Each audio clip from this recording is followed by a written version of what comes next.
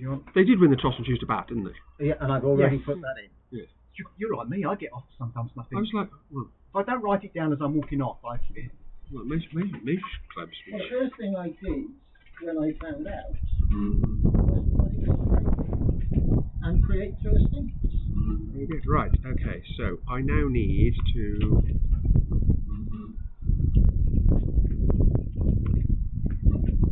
Please come in, Tom. Squash, please, mate. Thank you. Where's the link to this bloody thing then? 23rd, isn't it? 23rd.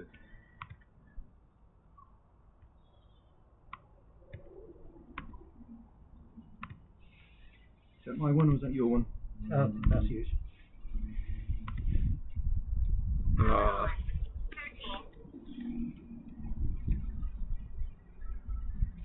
Maybe they don't have a score. You surmise correct. Good, sir. So I'll get the names of the batsmen and So I've got the first five, who are Roy James, Anna Drees, Anna Seymour, Rob Seymour, and Owen Donovan. And they said,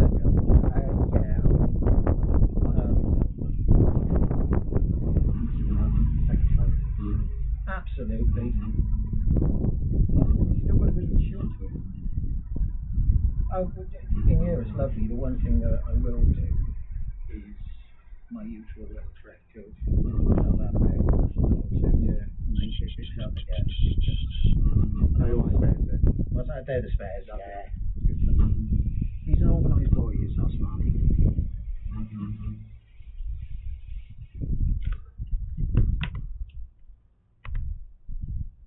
And it is. You even have a fail safe on the side of the thing so you can tell what's on the front. Yeah. I don't trust that on the side, mind. It tells fibs sometimes. Yeah.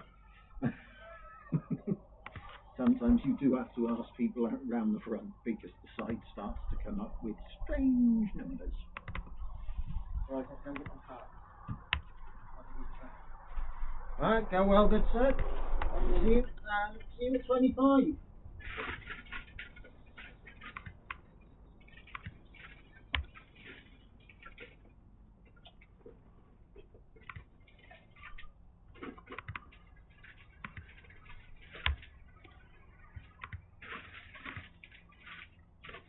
Right.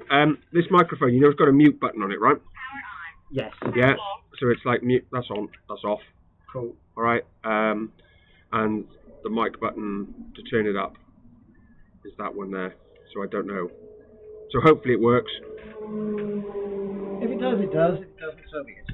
Yeah. Cool. Right. Let's go get ready. You've done everything right for me. You're a good man. Yeah, reckon so. Thank you, sir. Have fun, good sir.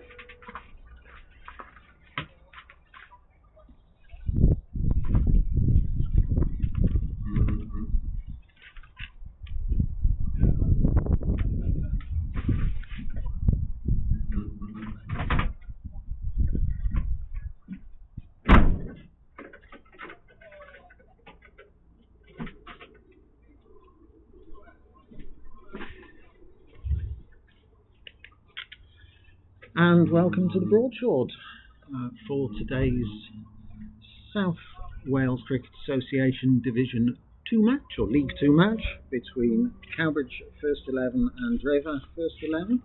Drefach, the visitors, have won the toss and chosen to bat first. Before this game starts, the table after 3 matches shows Cowbridge sitting pretty at the top of the table with 2 wins from their first 3 games, the third being the abandoned game against Baglan Cricket Club first weekend of the season. They have a net run rate of 1.76 and are on 48 points with 14 bowling points and 10 batting points. Drefach, by comparison, are coming into this game yet to register a victory this season. They lost their second game of the season to Baglan by 51 runs. chasing 271 to win in their 50 overs, following Baglan's 270 for 8. Drefach were bowled out for 219 in 41.5 overs. Their top scorer on that day was Iestyn Davies, who scored 55 from a rapid 55 at that from 59 balls, with other notable contributions from Albeit Davies, one of their all-rounders, and from today's captain Owen Donovan, who scored again a rapid 41 in 42 balls. Drefach are coming into this game with a few changes to their starting lineup. The only players who featured thus far for the first 11 this season being their captain today, Owen Donovan, Anir Seymour, Aled Rees, Asher Jones, Rob Seymour, and Roy Llewellyn.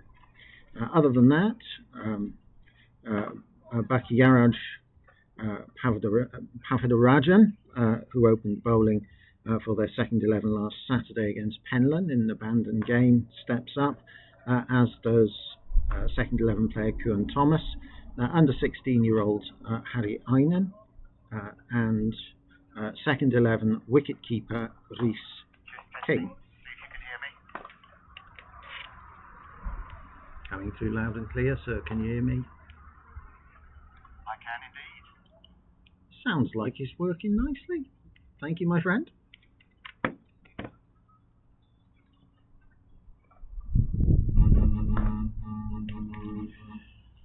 The game is due to start at 1 o'clock, and we will therefore be back with you for the start of the Drefach innings, Drefach having won the toss and elected to bat first. The opening batsman will be Roy James, a newcomer to the side for this season, and Aled Rees, whose one innings thus far has been 7 in 20 balls against Baglan 2 weeks ago today.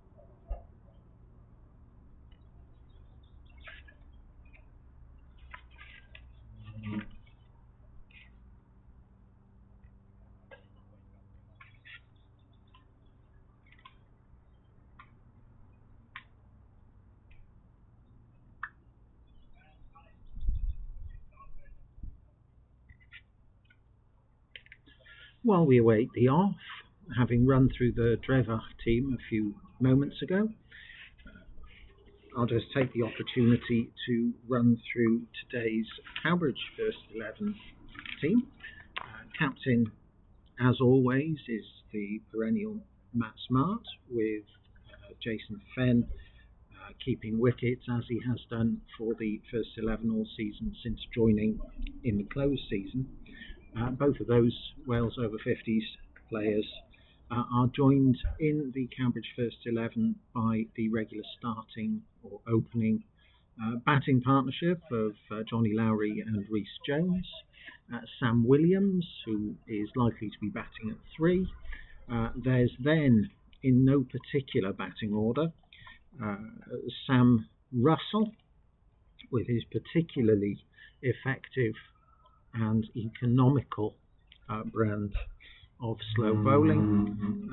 Sean Rowland, Mehtab Shah, the left arm seam bowling Tom McCarthy, the much taller left arm seam bowler James Wilkins, who again joined Cowbridge in the closed season, and young Alex Williams stepping up for his second competitive game in the first 11, following his very impressive 4 overs last week, where he took 2 wickets for 7 runs against Swansea and Civil Service.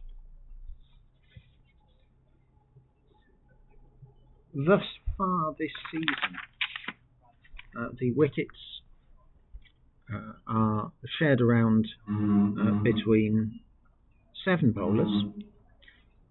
Tom McCarthy has taken 3 at an economy of 32 from his 22.1 overs. Johnny Lowry has also taken 3 at an average of 36 1/3 from 30 overs. Sam Russell, 7 wickets for 54 runs with an economy of 2.03 and an average per wicket of just under 8, 7.71. Alex Williams, again, just from his debut last week, his competitive debut last week, with an economy rate of 1.75 per over and an average runs per wicket of 3.5. The new signing for this season, James Wilkins, who played against Baglan and Aberdare before setting out Swansea and Civil Service last week, has bowled 18 overs with a combined total of 71 runs for 4 wickets, an economy rate of 3.94 and an average per wicket of 17.75. Matt Smart, who has bowled a total of 13 overs in the first 2 matches this season, taking 3 wickets for 27 runs at a miserly 2.08 per over economy. And the only other bowler utilised this year by Cowbridge First being Joe Russell, who's not playing in this game, who has bowled a total of 10 overs, no maidens, 3 wickets for 65 runs in the first 2 games against Baglan Firsts and Aberdare Firsts. The Cowbridge side is now in a huddle. What? I never use bad language. These things are all subjective, Alistair. I Mind you, I did use it last week to our skipper. He probably deserved it. Well, when I told him how stupid it was that we were still out in the field.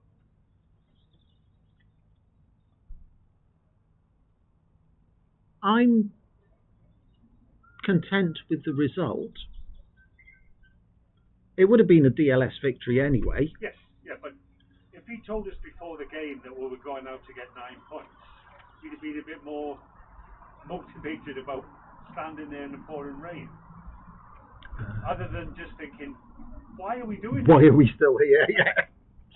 No, I mean, as far as the ones are concerned, I think the umpire did very well to keep us out, to get the final wicket. Yeah. And the massive benefit to that was that Alex got his first competitive bowling under his belt for the ones, and ended up with 4 overs, 2 for 7. Excellent. Which is going to put a spring in your step as a young'un.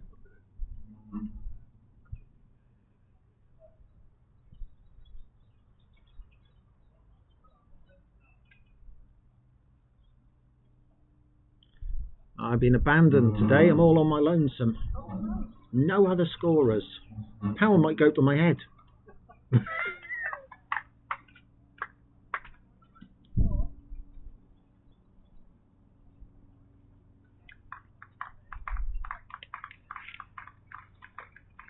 So, Cowbridge now taking the field. The umpire, Colin Spain, has tossed the ball to Matt Smart. And the 2 opening bats for Drefach follow them out. And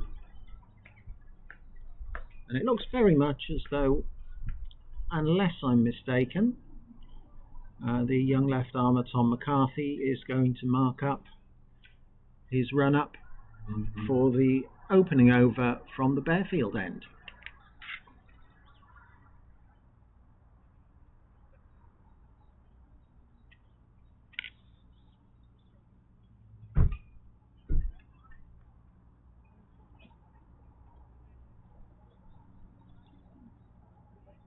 Much obliged for the striker or the non-striker's name, whichever you prefer, Col. Roy James, striker.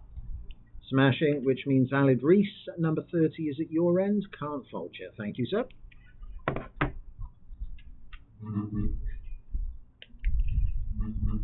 Now, limbering up to face the first ball is Roy James, the man with no number on his back. At the non-striker's end is Alid Rees, number 30 for Drefach.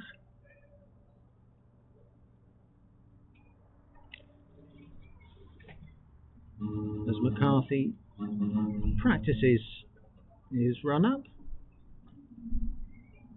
and James practices something of a flowing straight drive.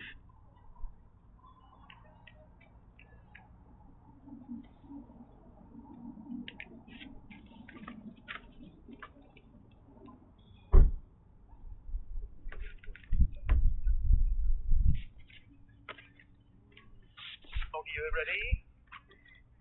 Indubitably.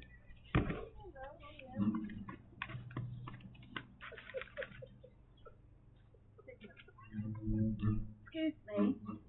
Hello. Can I come in, please? Go on then.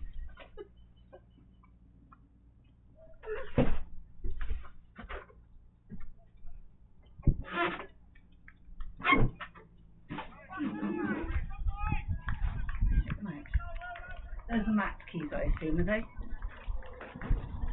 I assume so. I'll leave them there. Who's bowling? Tom. Okay. Did we win the toss or lose? Lost the toss and they're batting first. Evidently.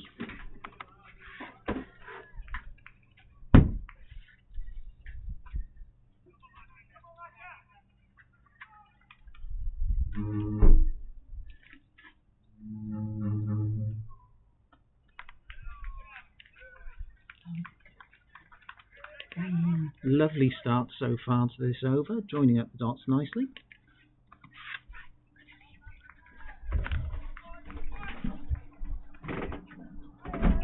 Sorry.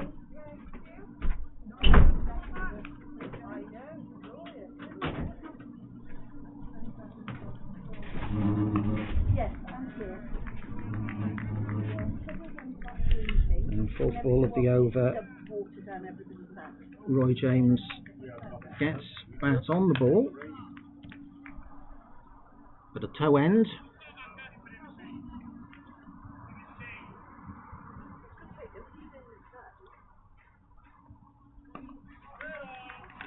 Right, and we'll copy this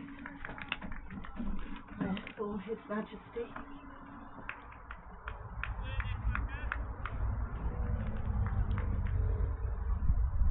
We did forget something.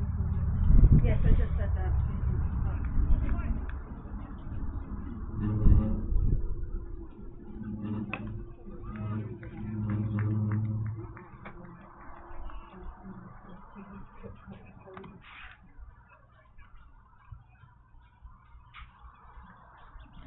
And Roy James again watchful in defence, looking to play through the offside.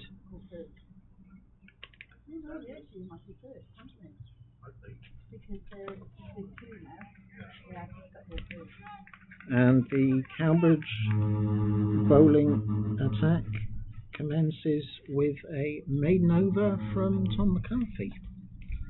The next question is, who will open from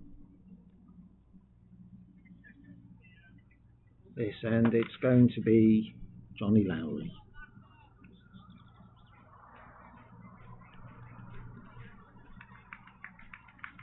Mr. Lowry having opened the bowling in all three innings, or in all three games that Cambridge First have played thus far. Bowling his spell of 10 overs straight through on each of those three occasions. 10 overs, 2 maidens, 22 for no wicket against Baglan. 10 overs, 2 maidens, 38 for no wicket against Aberdare in Aberdare. And then 10 overs, 2 maidens, 3 for 49 last week at home against Swansea and Civil Service.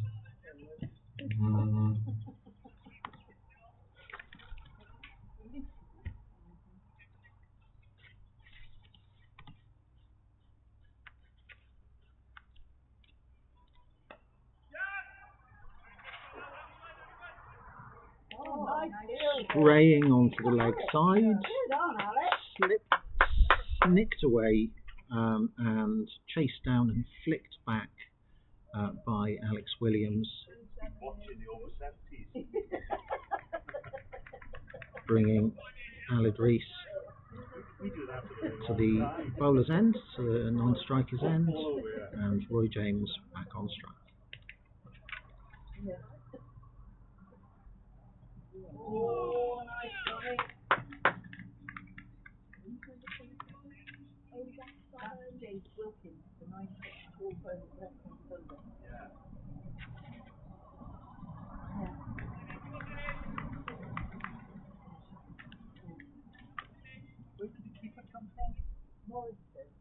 But apparently he's living in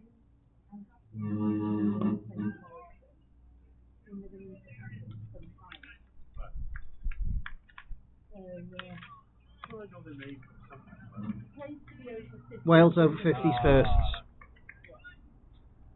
That's sort of how he's ended up here because of a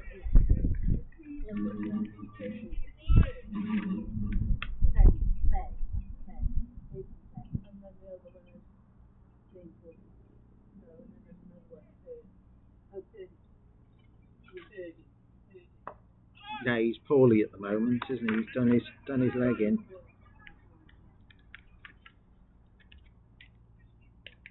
And a second tight over to start the Drefach innings, just the one coming off Johnny Lowry's opening over,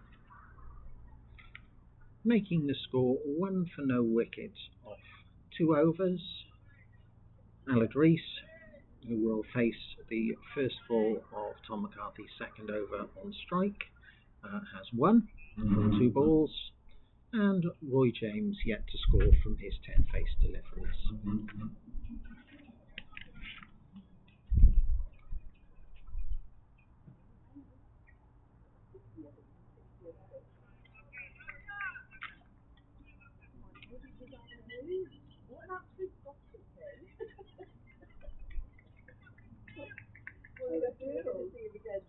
One of the girls.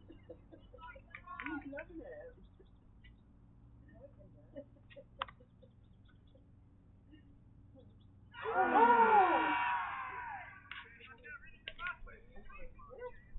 Enthusiastic shout for leg before wicket there from Cowbridge. Obviously I'm not at the best angle to see much here, but it did look as though it clipped the top of the front pad flap, and there was a big step forward. So I think possibly an appeal more in hope than expectation, as McCarthy hits the front pad again with a much smaller step forward. Another enthusiastic appeal, and umpire Colin Spain remains unmoved. It looks as though he was gesturing that the ball may have been going down leg.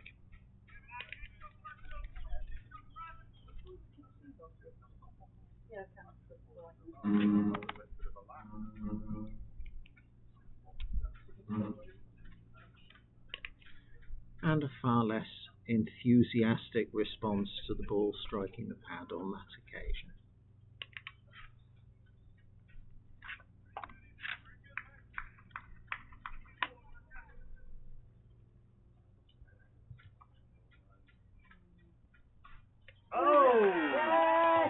That, on the other hand, has elicited a far more rambunctious reaction, as 5th ball of his second over, Aled Rees, the opener, is clean bowled by Tom McCarthy for 1 run off 6 balls, and as he walks back, the incoming batsman to replace him is Anir Seymour.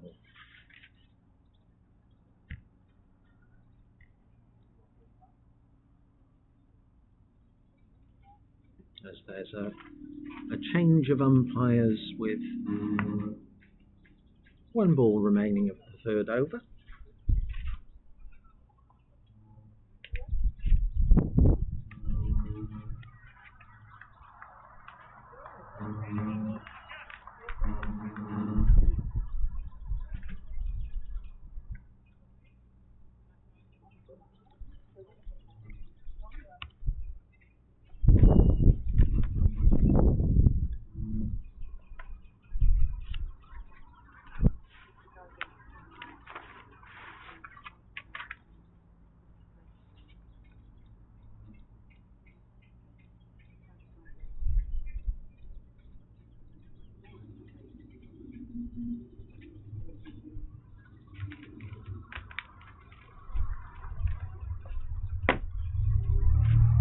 Seymour now, having taken guard, preparing to face his first delivery from Tom McCarthy, bowling with his tail up, left arm over the wicket, fizzes through outside the off stump, collected by Jason Fenn, and that's the end of the 3rd over, with Drefach at 1 for 1.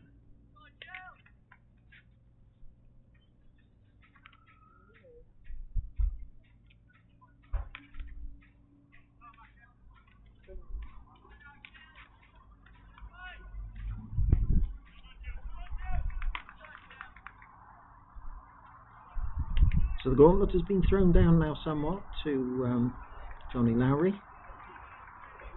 by Tom McCarthy. His best bowling performance thus far is 3 for 47 against Aberdeen. Currently 1 for no run against Drefach. Lowry has just conceded the single to the now dismissed Aled Rees to a ball straying onto his leg stump in the second ball of his first over. Now into the third ball of his second over, bowling with a degree of rhythm. A shout, probably more than anything, of frustration from Mr. Lowry there, as he's zipping through the balls quite rapidly, refusing to let Roy James settle and get into a rhythm. Very technically correct forward defensive there from James.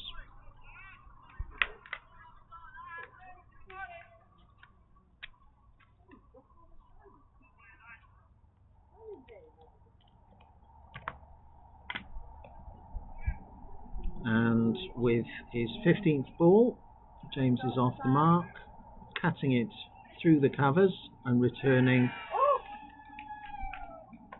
for a second, but unable to return, completing a second, and is run out for 1 run. Absolutely brilliant return throw to Tom McCarthy, who took the bails off. Who picked that up in the deep there? Sam, I think, wasn't it? Was that Mr. Vice I Captain? think it was Sam. Oh, brilliant. It was Sam thrown it in, wasn't it? Yeah. Yeah. It looked like in the way he died, where he ran and died then. Absolute confirmation that the fielder throwing the ball back to Tom McCarthy was Sam Russell, please? I believe it was.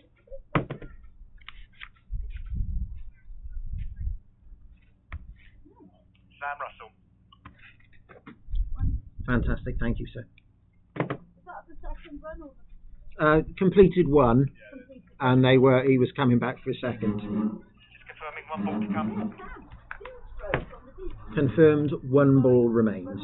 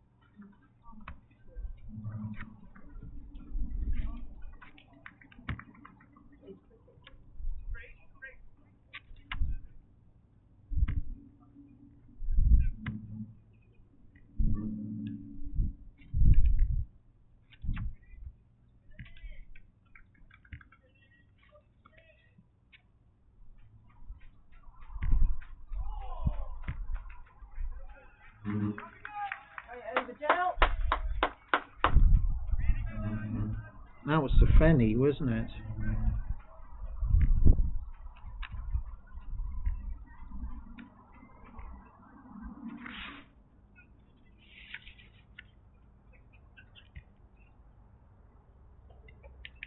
And Rob Seymour faces off the final ball of Johnny Lowry's second over, meaning that with Rob Seymour coming in at number 4, the score is now 2 for 2 from 4 overs.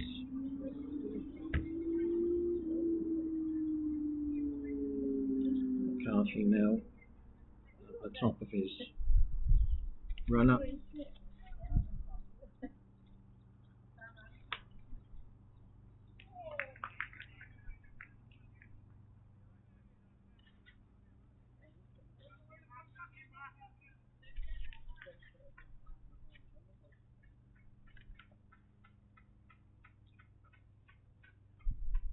As Anya Seymour lets the ball go outside and then defends the second ball of the over back to McCarthy.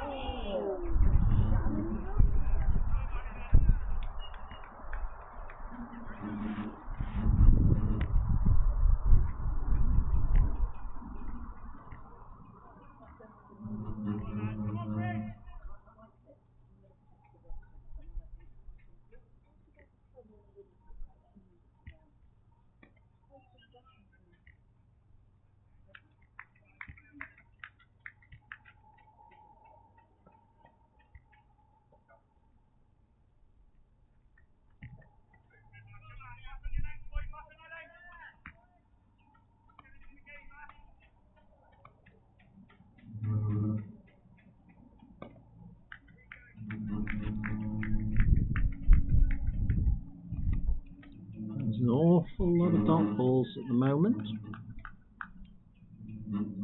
as Anya Seymour plays another ball watchfully into the covers, and then blocks with soft hands up to McCarthy, who swoops down on it and completes a third consecutive maiden over.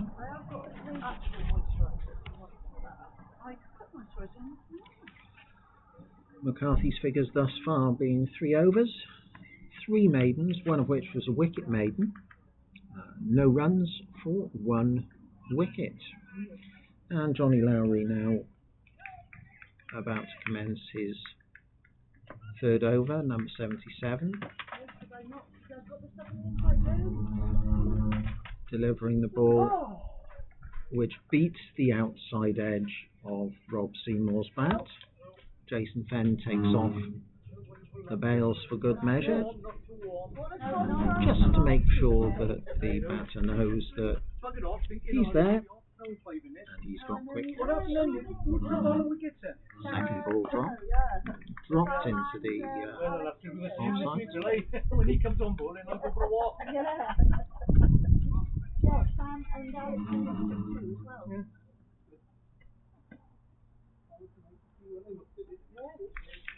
Yeah, because they were 70 odd for 2 or something, and then 80 odd for 6, and then all out for 90 or whatever it was. Yeah, it went very quickly.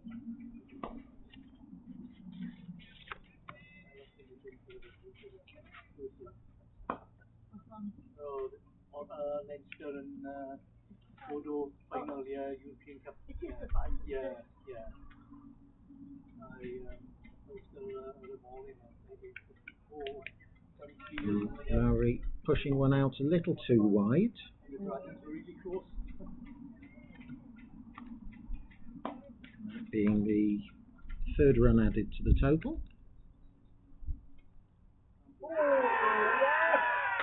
But on this occasion,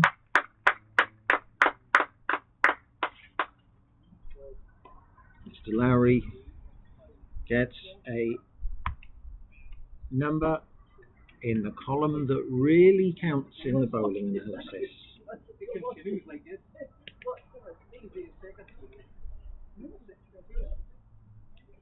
So what was that hitting? Years and years ago, they used to be top division. Outside edge then. Brilliant. Thank you, bud. Kevin Jones, And then I think they made, the trying to think when we played Laval. when my stake they go in that league.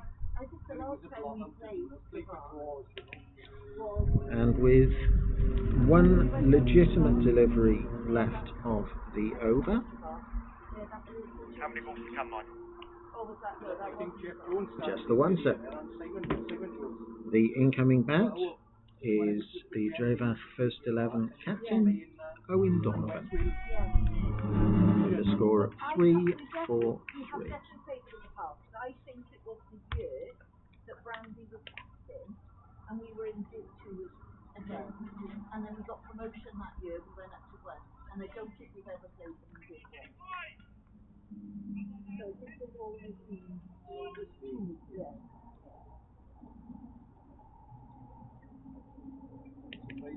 Lowry's moved back over the wicket now to the right-hander, who forces the ball into the covers. Sam Williams swoops down on it. Single is taken quite comfortably. The score moves on to 4-3 as the 6th over of the innings is concluded.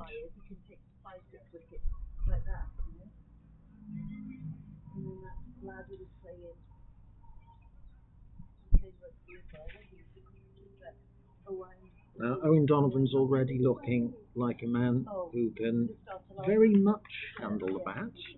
He scored, as mentioned earlier, a rapid 41 against Baglan as part of their total score of 219 all out.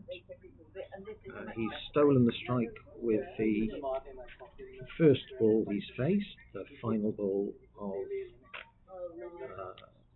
Lowry's third over, and will now settle down to face Tom McCarthy. Sounded like there was a good bit of edge there. There is an absence of any signal from umpire Colin Spain, and the skipper moves on to 2 from 2, bringing Aeneas Seymour back down onto strike. Aeneas won batting outing for the first this year, also in the Bagland game a fortnight ago, where he scored a single off 5 deliveries faced. He has now faced 8 deliveries, so that is one personal best for the season. He can get off the mark, which he now has with a thick edge past second slip for 4. We are now underway for Aeneas Seymour's innings as well. 4 from 9 balls at a strike rate of 44.4 recurring.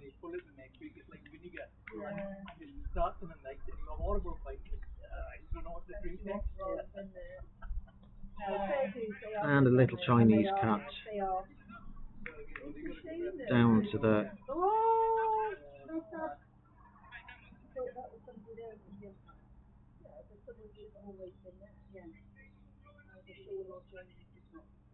shortish man, and we have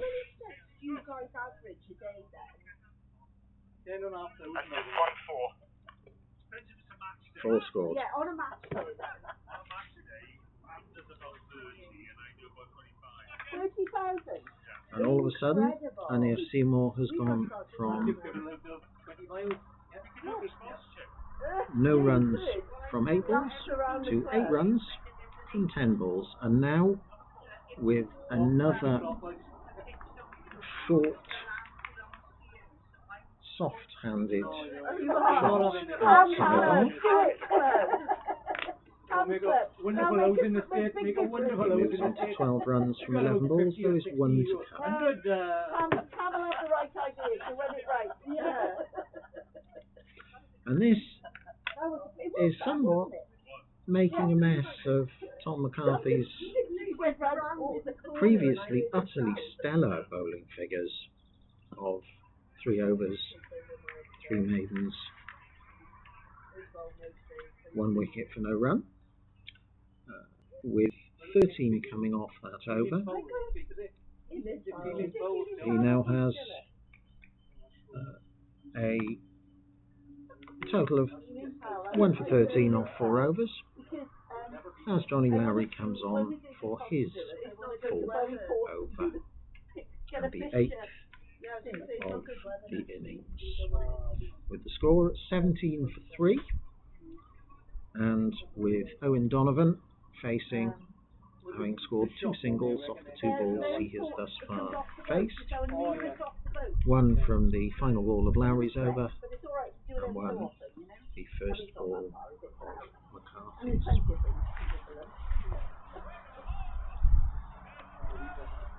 That's played into the leg side. Strong shout of no. And the ball quickly around to Lowry to deliver his 2nd ball of the over, which he does without much hesitation.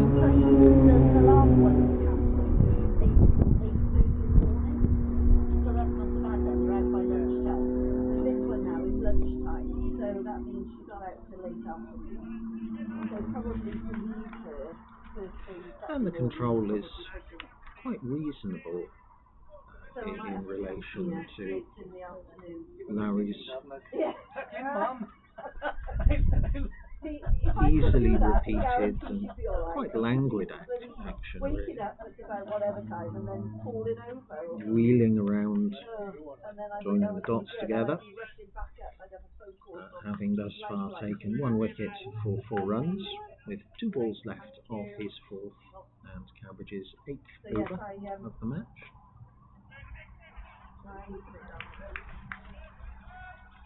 And here Seymour thinking about calling Rob Seymour through for a single now, deciding against it as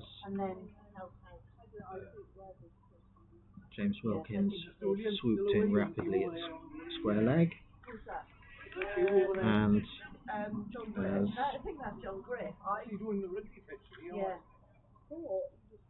that ball is played into the leg side. No, he was here yesterday. Somebody, Di Thomas said he saw him yesterday morning.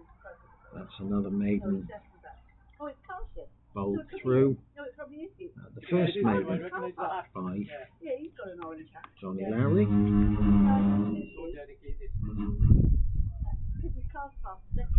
As Tom McCarthy begins his 5th, having bowled 3 maidens thus far. And it's like John Brazier. John Brazier is the only one who's happy to sit on the roller. It's so slow. It's just perfect, John. And then he just lets the world go by. He's quite happy. And like Hugh said, I ask people to do the roller, and they're like, oh my God, this is so slow. John, no problem. Peace and quiet. 3 hours on the roller. Lovely job.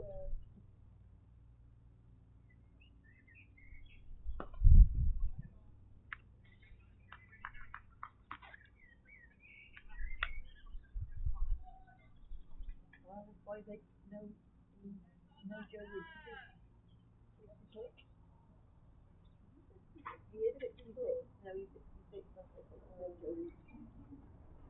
I'm not quite sure whether Seymour 66 counts.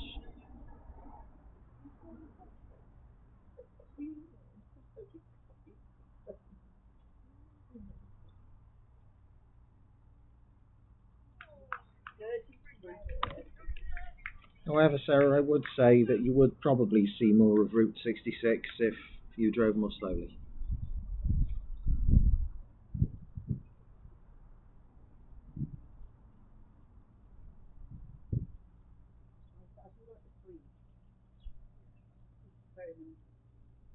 Oh! Having played 3 quite watchful shots,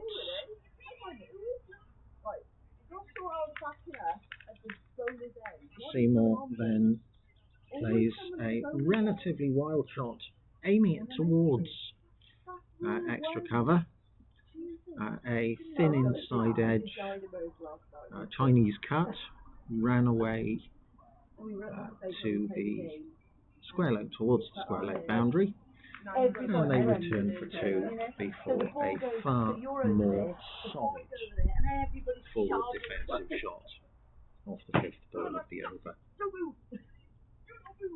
Don't run! I was like, girls, don't run, don't run. And they were like, what? We got to stay on the ball. With 1 ball to remain, One ball. and Seymour is now 14 of 17 balls. Call me. Daddy run. 80 run. And then they were like leaving their wicket. They were like, somebody at the wicket. Oh my God. We'll get there eventually. And that is just the 2 off the 9th over, meaning after 9, Drefach have advanced to 19 for 3 wickets, with McCarthy 1 over for 15, Lowry 1 wicket for 4, and the 3 wickets thus far to fall being Roy James, Aled Rees and Rob Seymour. First out being Aled Rees, bowled by Tom McCarthy in the penultimate ball of the 3rd over for 1 from 7 balls. Second out being Roy James in the fifth ball of the following over from an excellent throwback to the keeper Jason Fenn by Sam Russell in the covers. The other kids, the other game last night. Yes, All-Stars and Dynamos. And finally, I don't know what they made. Rob Seymour caught behind of the fifth ball of the sixth over by Jason Fenn off the bowling of Johnny Larry. Half term, so I think some people have gone away. So Johnny Larry now continuing to bowl, and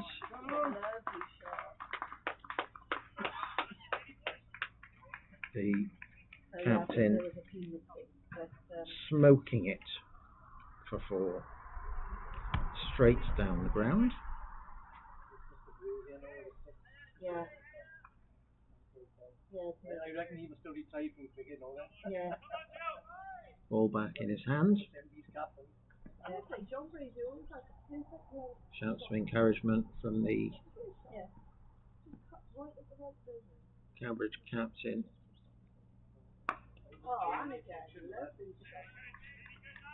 And an excellent over, with the exception of that one ball, which was fairly spanked back past the bowler for a straight full.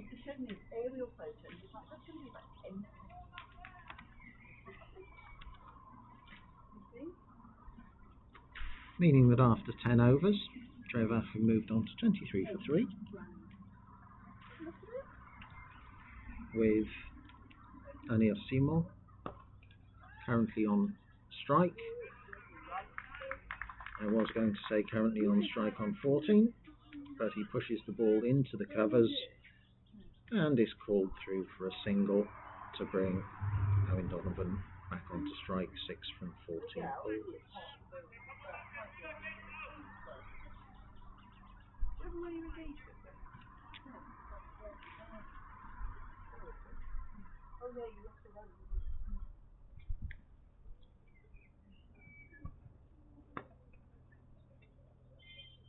And that's an absolutely lovely shot and an absolutely superb piece of fielding, which has undisputedly saved 3 runs. Oh yeah. I can't It's quite see who it is. I think that might actually. so good, isn't it? Well, I'm not. Well, yeah, not for you, Not but for me. I've had a lot of taste. she's had what? Quite talented that was actually. Either way, Oh, she's really big. oh yes, I can see who it was. That was Sean Rowland, who flung himself horizontally to his right.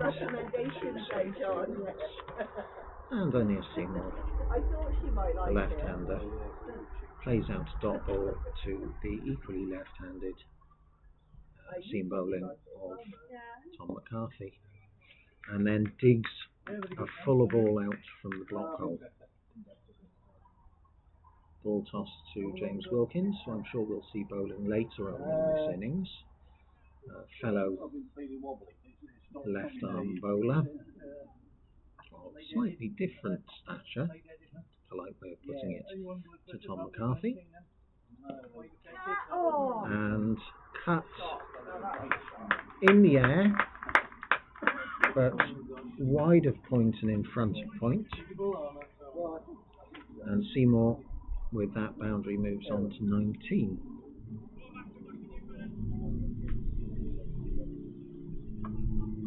With 1 ball remaining of his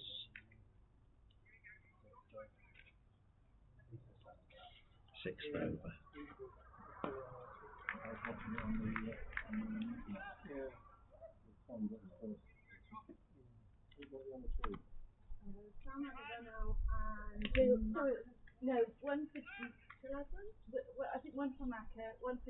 and then Sam would have run out from miles out. Yeah. In order, guys. The first one was bowled by Tom McCarthy. Bowled by Tom. It was bowled I by saw that Tom. on the internet. Yeah. The second one was picked up by Sam Russell and thrown in to Jason Fenn Oh yeah, that's it. as they were coming back for a second. And the third one was a nick off Johnny and caught behind. Like yeah, round the wicket. And that is No, he's playing for Bromley. and that is a wide ball No. with an extra scored. Therefore, two wides as the So his mum batters cross. seems to have time with Arthur. So on a Saturday when he goes to play, then she actually looks after Arthur. She wasn't getting chance. I think her mum. It's a long way to come down all the time. And I think her mum is not well. Grandma is aged and not in the best of health. And so I think her time is Sam's time is being taken up with her mother. So she's got less chance to come up and down. And so by this way, by Tom has a great step. And that was a lovely bit of cricket all round with a well delivered ball outside off stump, cut away by Anir Seymour, with Sam Williams diving to his right and stopping the ball from getting through the cover ring. Therefore, no runs being scored, and Lowry follows that up with another dot ball. He's coming back, he's ordered his pizzas, so they're coming round. Are they having them in here or not? No, people don't tell them to get on. No, I think Matt's been to Costco this morning and ordered I don't know. Yes, I think he's been to Costco and got the pizzas in, and those are the cooked them. So they've ordered. Calvin's ordered it because he ordered two, so presumably. And Anir Seymour keeping Sam Williams interested by cutting another one to it. Much easier for him to collect that time. And for the final ball of the over, cut to James Wilkins at point, returned to Jason Fenn, and the over comes to an end with just the 2 runs from it, being the 2 wides from the first delivery of the innings. At the end of 12 overs, Drefach 31 for 3, with Anir Seymour 19 from 29 balls, and their captain Owen Donovan 7 from 15. And Tom McCarthy continues for his 7th. Like the hat. I got one like that. I was going to bring mine down. Yeah, I guess it was a Cowbridge one. The Cowbridge school one. Yeah. That's when 1985, I think. 1883. He was there for the 1748. Is that the origins of the school? Enjoy the sun and the camaraderie, you. Alright. Yeah. Right. Let me get this charged. I'm a smooth grass in the back of that couple.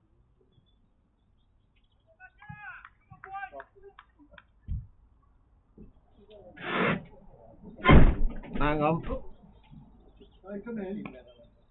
You certainly can. Bear with me a brief moment. I've got to undo the doofah. I'm not coming in for long. I just want to get this charged. Right.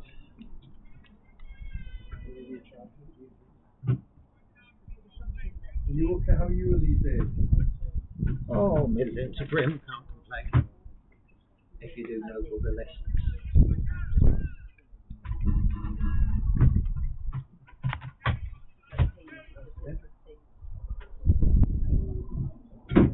This is a reasonable start. Right. Good.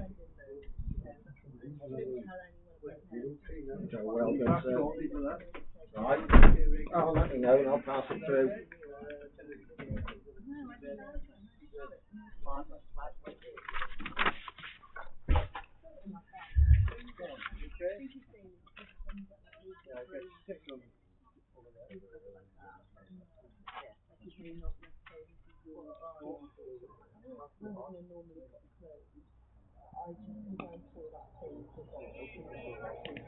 And a slightly cross-batted swipe from Owen Donovan, aiming. Well, I'm not quite sure where it was aiming, to be honest with you. Possibly to try and swing it over Cow, but didn't really get hold of it.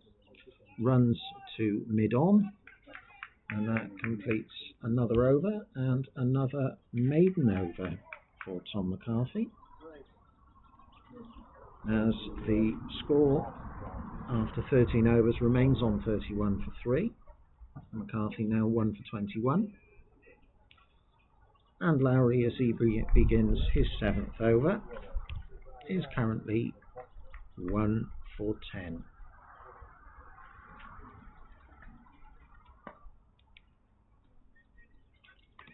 A brief reminder that this 50 over a side game is scheduled to have drinks at 25 overs.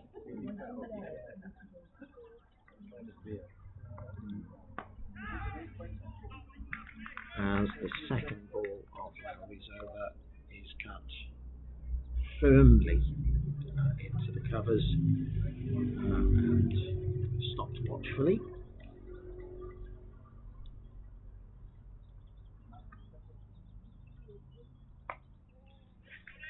And that third delivery cramping Seymour up, and he can do nothing but get the bat behind it.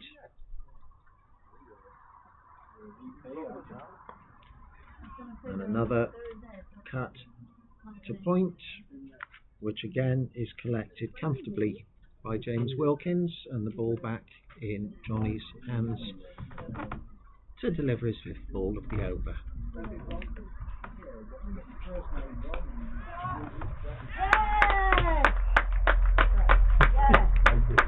And that third cut of the over once more finds James Wilkins at point, but on this occasion it found James Wilkins on the full, and he took a comfortable catch to dismiss Anir Seymour for 19 of a total of 33 deliveries. Did you catch that one? Did indeed. Sorry, I was just getting the live commentary off before I responded to you. I would like to know who number 24 is, however, because I haven't got a clue.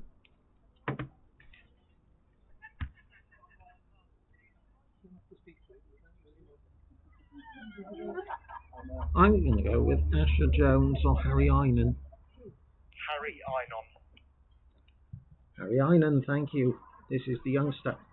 Confirming 1 ball to come. Confirming 1 ball to come. How are we? At 31, with the dismissal of Anir Seymour, we now have young Harry Einan coming to the crease.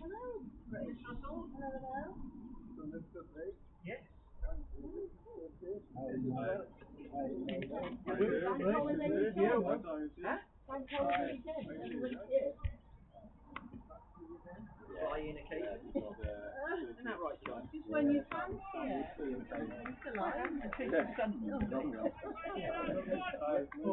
You're 4 months in Cowbridge and 8 months in it pops up every 24 hours. How you mentioned it? You okay? Einan taking his time. now taking a stance as Lowry bowls a quicker ball to him, which is picked up by Captain Matt Smart at a silly mid-off, and the over is complete, and it is another maiden over, this time a wicket maiden again for Lowry. Sharing the maidens out between them now, Lowry and McCarthy with 4 and Lowry with 2. At the end of 14 overs, Drefach have progressed slightly stolidly to 31 for 4 as the captain plays a ball into the offside, which is fielded comfortably and shuttled back round to the left arm of McCarthy, who runs in to deliver the second ball of the over. Big shout for leg before wicket. Umpire Colin Spain lifts his hand halfway, but does not trigger the bat, and Owen Donovan remains 7 not out off now 23 deliveries. McCarthy running in for the third ball of the over, beating the bat, and it was collected by Jason Fenn either just before or just after the second bounce. That ball didn't appear to get up as much as a number of the others. I don't know whether that's because McCarthy rolled his fingers back over it, or it just found a little spot. That, however, was a spot that a bowler should not be finding, as it's sprayed down the leg, and the batsmen take advantage of the opportunity to turn 1 wide into 2.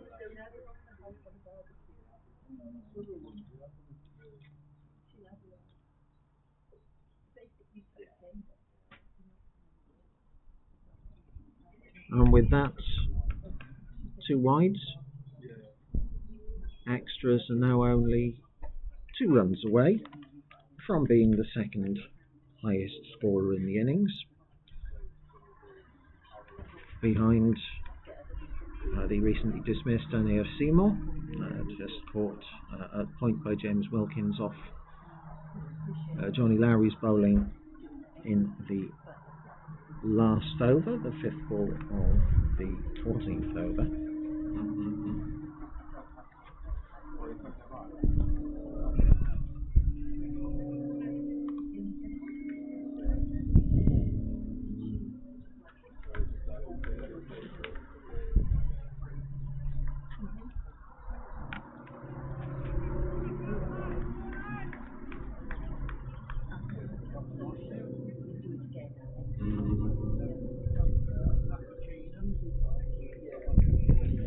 And the final ball of the over is let go,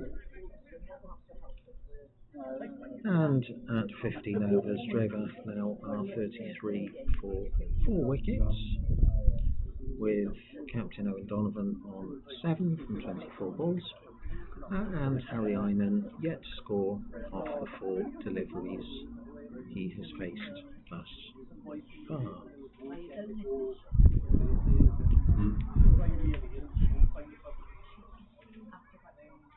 Lowry continuing for his 8th over, and to be honest with you, is being incredibly economical at the moment, having gone for 10 runs at an average, or at an economy I should say, of 1.4 runs and over. And his first ball beats the outside edge of Owen Donovan.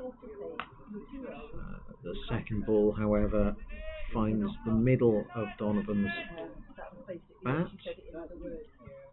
However, the ball then finds the centre of Sam Williams's hands, having bounced once or twice beforehand at extra cover, and the third ball is defended back to the bowler.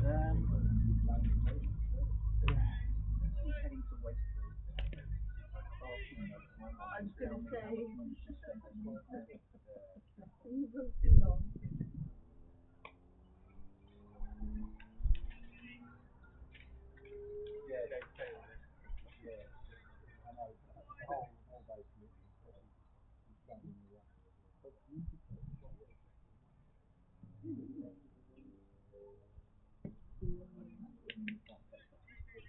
Fourth ball being defended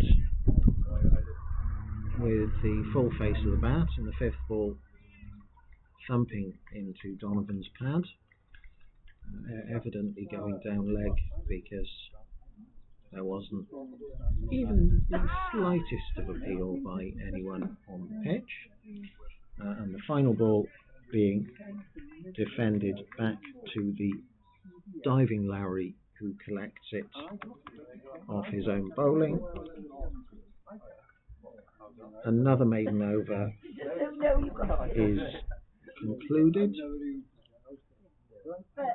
and after 16 overs, Drefach remain on 33 runs for the loss of 4 wickets.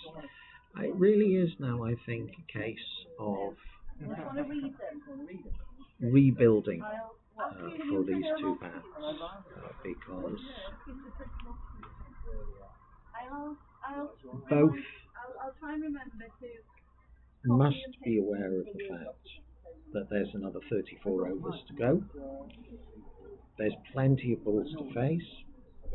It's a beautiful, beautiful day for batting, which undoubtedly played into Donovan's decision when he won the toss to bat first, in the hope that the ball would do more with maybe a touch more moisture in the air, as the new bowler comes on from the top, that being one left armour for another.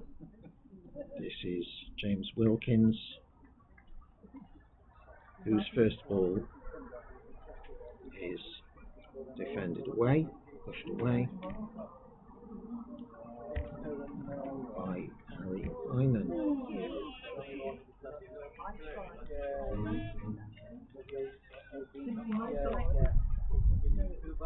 And it must be a lovely, lovely feeling to be able to come on to bowl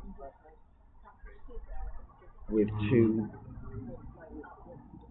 relatively low scores on the board, albeit Devin Donovan has been in for 5 overs worth of deliveries faced thus far. Harry Einan, on the other hand, had only faced 4 deliveries before the start of this over, and therefore 7,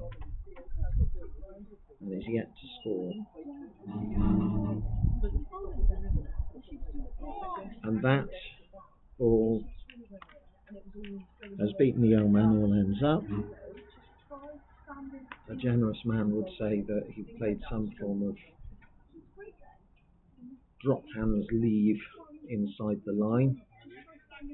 I have a feeling, though, with the angle that Wilkins bowls at, the ball may just have been teasing the fourth channel line, and the fact that he's definitely played at that fifth ball of the over, which was bowled along the same channels, suggests that Mr. Einan does need to possibly take a few overs to get his eye in, get settled, develop some composure, and then start to build from there.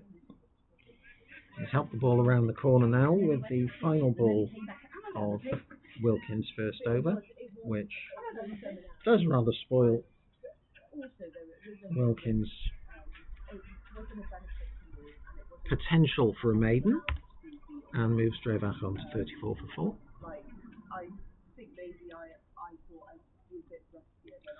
But more importantly for Harry Einan, it gets him off the mark, and that must be a relief for the young man.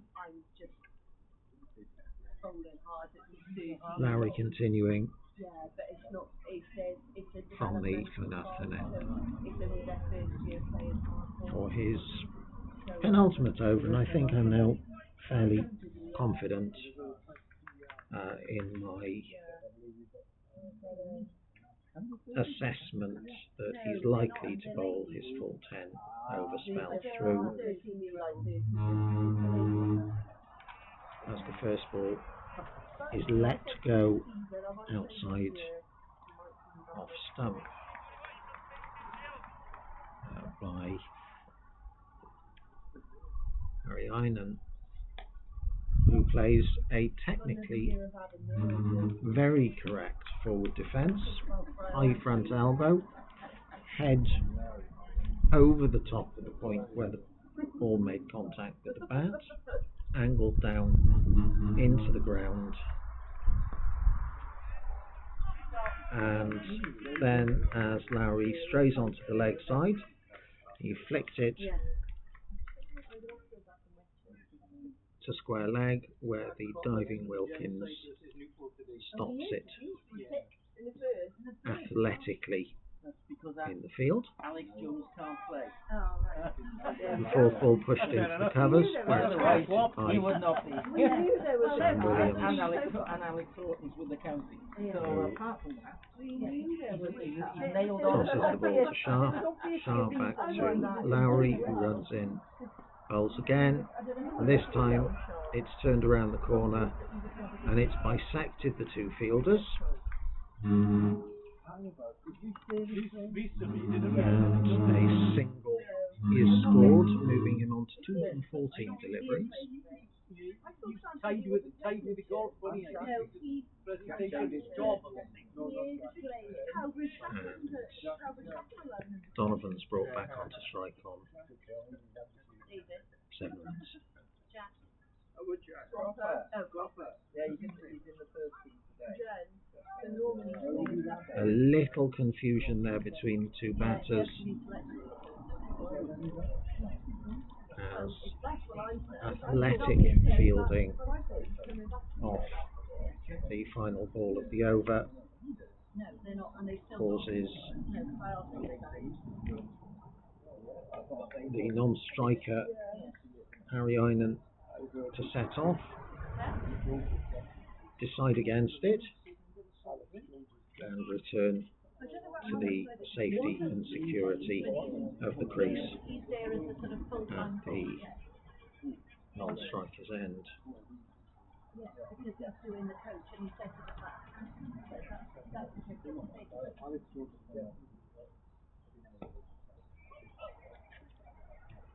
Maybe that's because they were all going to stop playing and they would have been that shit without Canada, but then they Alex was, and then Alex wasn't going to play, and then they said we'll play the captain, and then they all sort of fell back in line and said okay, we'll go with you because we're captain. Once more continuing to Einan, who seems to be taking out the majority of the strike at the moment. Half shout there as the ball hits far too high on the front leg of the batter, who was in any event advancing down the pitch. Infantry. I went to Connors last year and Adam did food for that. It was insane. He does everything as well. He has about 15 things going on.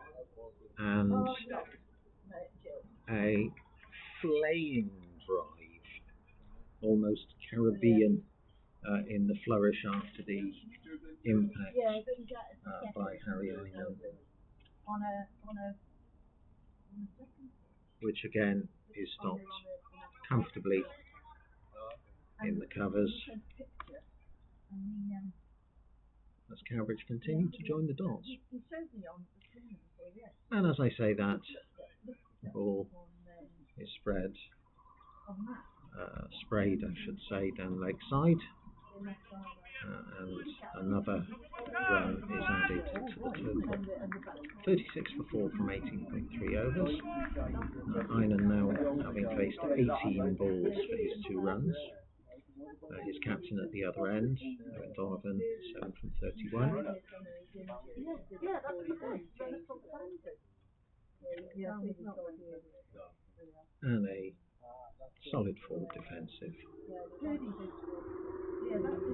Wilkins refines his radar and refocuses on the top of off-stick. Who's that person you kept making fun of when we were doing the photos?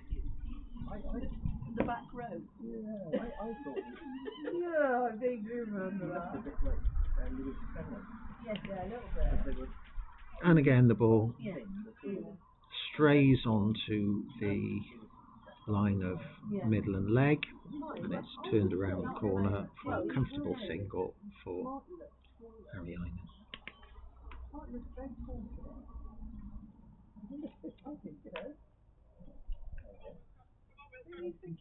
Yeah, quite similar height, isn't it?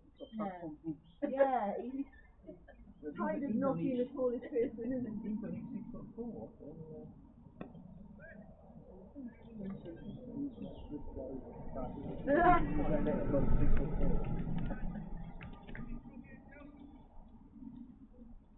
Right, I better put some burn lotion on. Yeah. I got burn accelerated. You're back to 50 child. You? Oh, I might have some. I'll have some of yours. Can you bring it out when you It's come lovely back? and blue. What? Nice blue myself for you. That means it's been there for years. Years and years.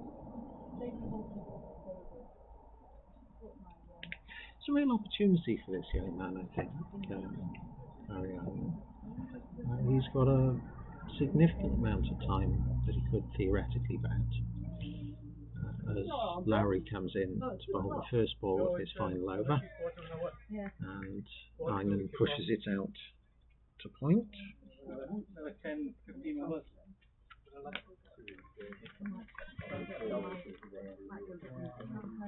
And if he can get himself set and through to, and as I say, if he can get himself set and through to drinks, he plays an expansive shot towards cow corner and is trapped plumb leg before by Johnny Lowry, who takes the 5th wicket of the Drefach innings.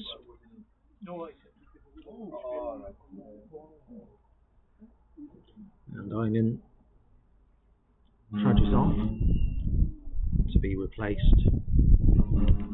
Right, how would he out? Leg before. Oh,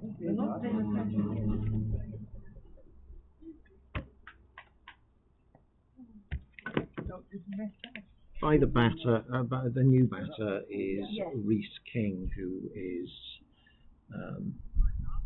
the elevated for this week second 11 wicketkeeper for Drefach, taking over from their usual wicketkeeper Jones.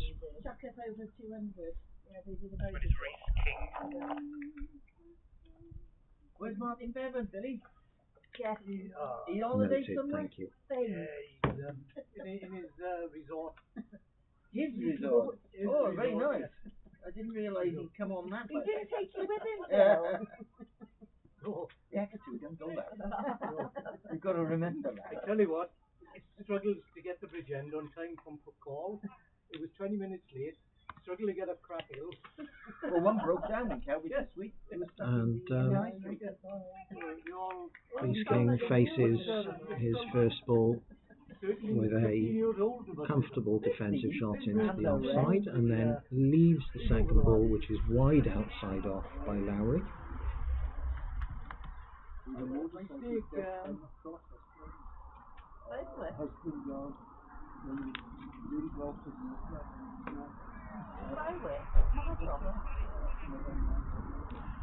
And that's back on the money for Lowry, with 2 balls remaining of this over and of his 10 over spell. Another much quicker ball for him, helped around the corner by the bat, and Alex King swoops on it to prevent there being any potential run taken. As Lowry delivers his final ball, watched and played carefully back up the field by Reece King, who sees out the over and finishes the spell of Johnny Lowry, whose final figures are 10 overs, 3 maidens, 3 wickets for 12 runs. As Wilkins continues for his third and the Cowbridge 21st over, with a score of 38 for 5 and with Owen Donovan facing. And if you're going to flash, flash hard. However,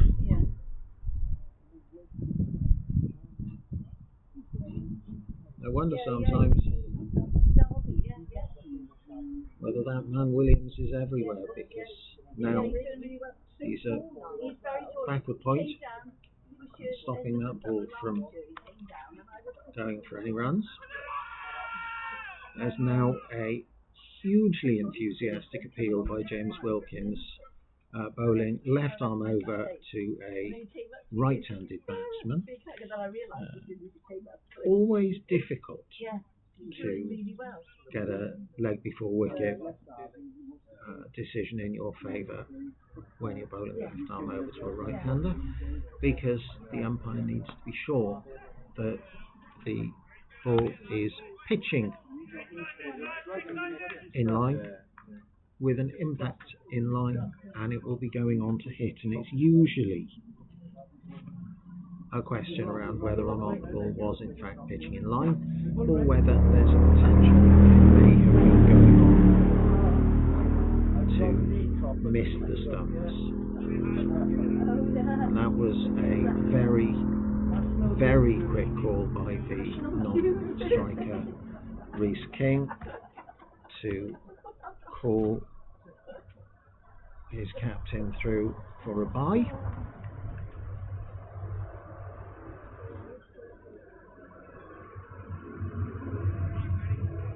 And to bring the keeper onto strike with 2 balls remaining in the 21st over.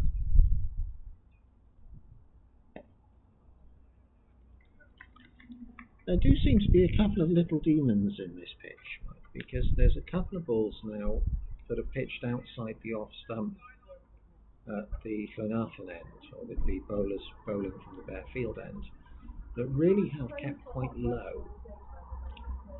It's very unusual to see Jason Fenn concede byes, certainly at this level, but that ball absolutely died on him. 39 for 5 wickets off 21 overs, that being a maiden to James Wilkins, who has now got figures of 3 overs, 1 maiden, 3 runs for no wicket at an economy rate of 1 run per over. And the new bowler bowling from this end is the top wicket taker for Cowbridge in South East Wales Cricket League 2 this season, Sam Russell, who will be bowling to Owen Donovan.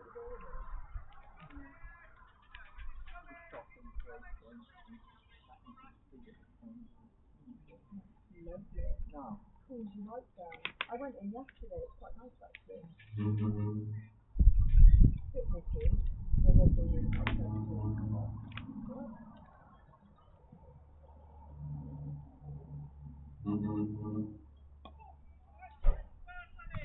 And on the money first up,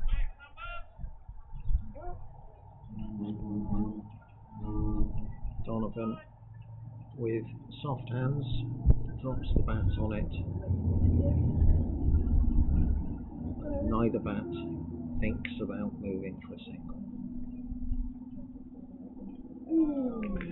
Second ball, on the other hand, pushed through a little quicker, a little wider.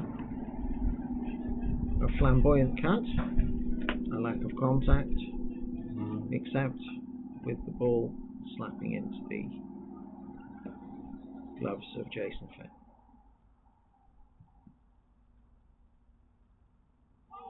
And that was a genuine edge.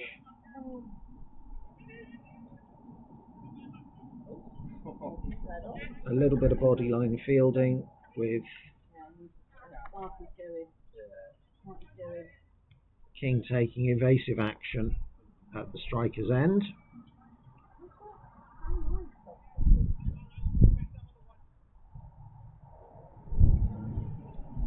And Matt Smart now bringing the fielders all into a ring, saving one. To apply a little extra pressure to the new bat.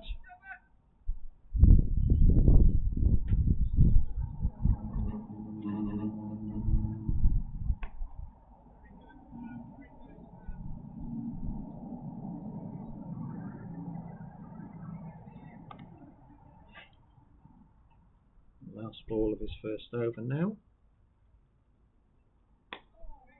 And an attempted expansive drive, straight into the covers, straight to the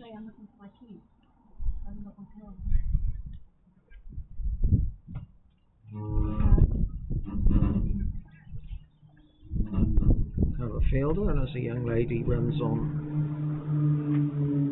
to deliver a cap for Jason Fenn, with Roman taking the helmet off the field to avoid the potential for 5 penalty runs.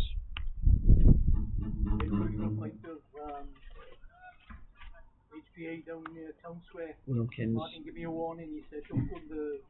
fires the first ball of the over to Owen Donovan, who pushes it defensively into the offside, where it's returned to Tom McCarthy, who polishes it, tosses it back to Wilkins, who delivers a facsimile ball, this time turned into the leg side, where Rhys Jones collects at mid-wicket and tosses the ball again to the ball wrangler-in-chief, the polisher-in-chief, Tom McCarthy. Oh, that's who it was. And the ball back into the backward point area, which is swept up by Sam Russell. Ball's back in James Wilkins' hand again. I tell you what, it wouldn't surprise me if you are his face as well. And he really is joining the dots up nicely here in the 23rd over and his 4th over. Supposed to come down on Friday. Really is to the end of August. Friday. 6 till 7ish. I'll be there. I won't be there this Friday. No, we'll wait because we're going up to the Midlands. Yeah, so then the week after, I'll be back. I would be so surprised. And that's a lovely shot by Donovan, picked up and lifted over mid-on, No, I know that. running away for I'll be 4. back the week after. And moving him on to 12 runs from 44 balls, and Drefach on to 44 for 5, with 1 ball remaining at the 23rd over. And thereafter, 2 overs until drinks. No, I think it's sensible. Right, just move on. Wilkins runs in, Blue, is it? What do you think for them? and the almost obligatory forward defensive to conclude the over after the more attacking shot the previous ball. Sam Russell continues for over 24 and his second with the score on 44 for 5. For recollection, just to remind you, Sam Russell thus far this season before this game had taken 7 wickets for 54 runs in 26 and 2/3 overs, 26.4 overs, and that ball, the first of the over, has been cut away by Reece King into the offside. It pulls up short of the boundary, but they return for 2.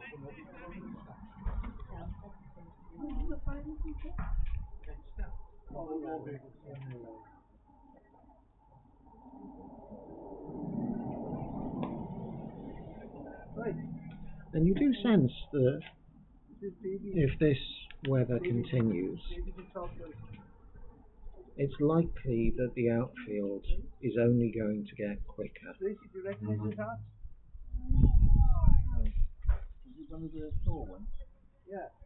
I wonder whether later on in the second innings, a shot played by Mr. King, which went for 2, may actually have run away to the rugby club boundary rather than pulling up about 5 yards short.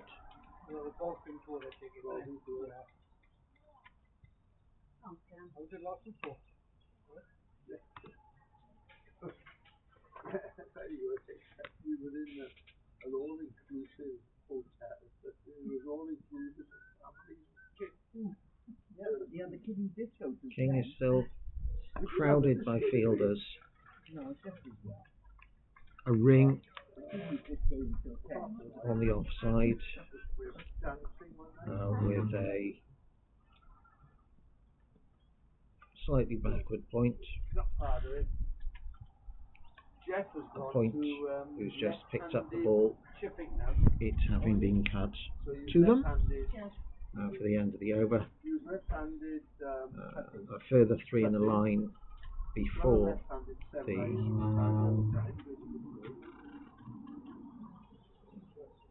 mid-off,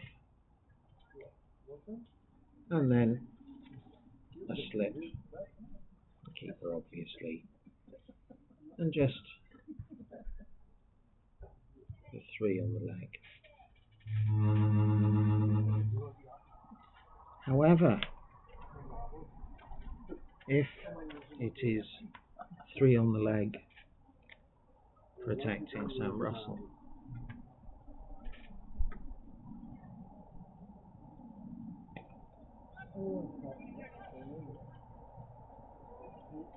it is likewise 3 on the leg protecting James Wilkins, although the first ball of his over is lifted over the covers as the batting pair return for 2 runs.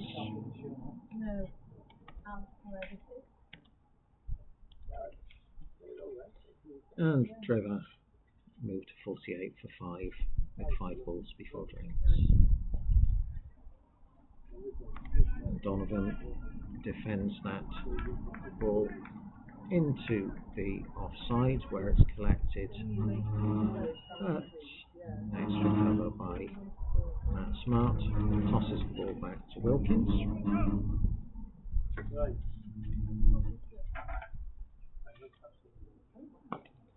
And that third ball is absolutely dispatched. It's lifted over the deep mid wicket fielder and runs away for 4 runs, which bring up the Drefach 50, 52 for 5 in 81 minutes in 24.3 overs with 8 extras.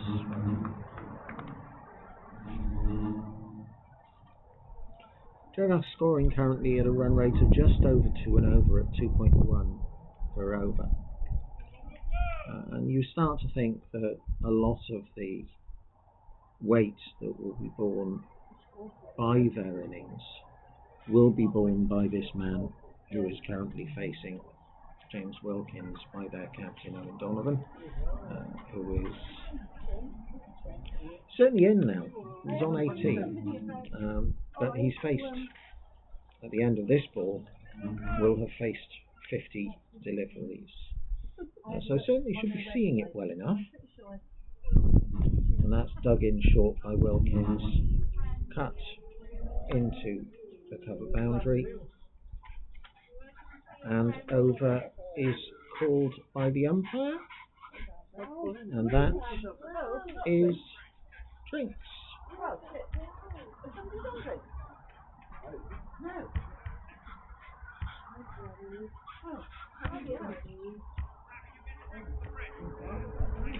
So, at drinks, with Drefach on 52 for 5, it might be worth just spending a minute or two to run through the scorecard thus far.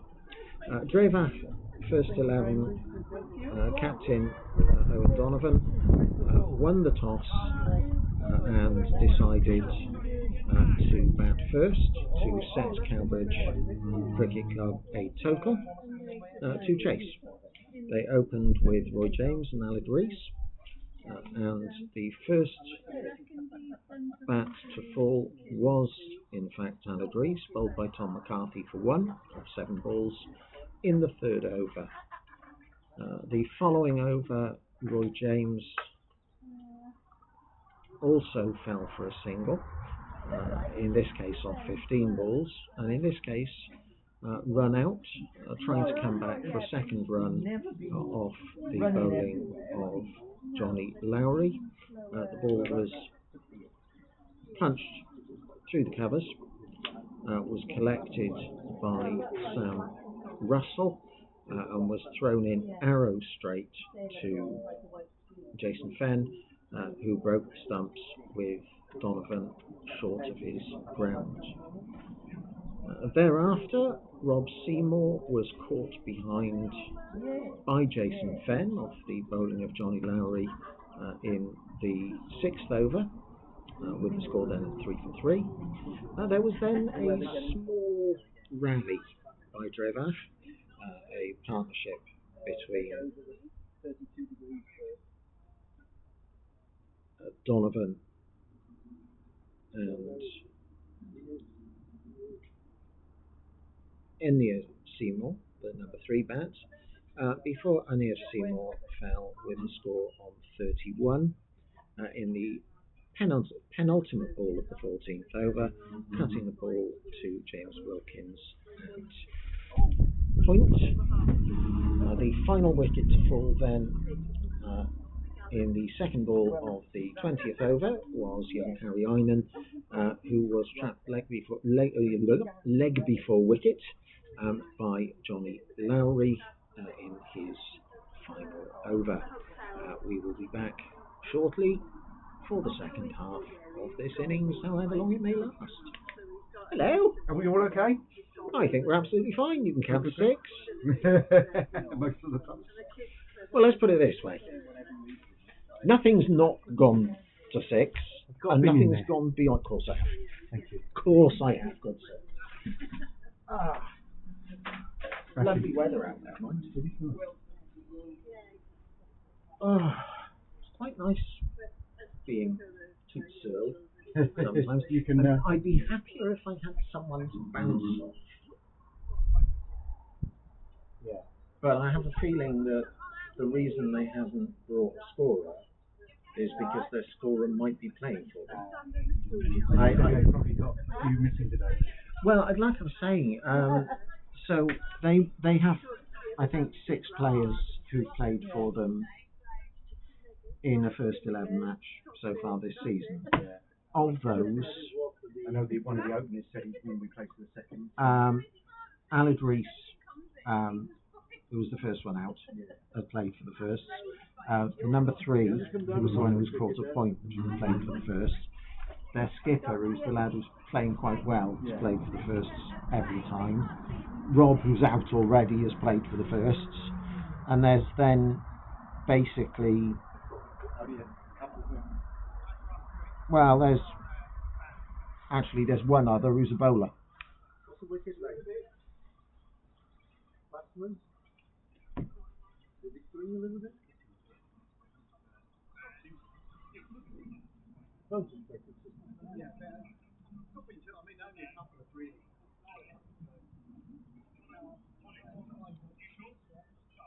Hugh. There is one spot, I think, at this end outside the off, which the ball has hit twice, and it has absolutely gone subterranean. There's one little spot, but each of the 2 left-handers have hit it once, and one of them has actually caused Fenny to miss it because it went under his gloves. Now, Jason don't tend to give away buys. That's all right. It's an extra quid in the kitty for us. Right Honourable Robert Thomas. You got a feeling it is?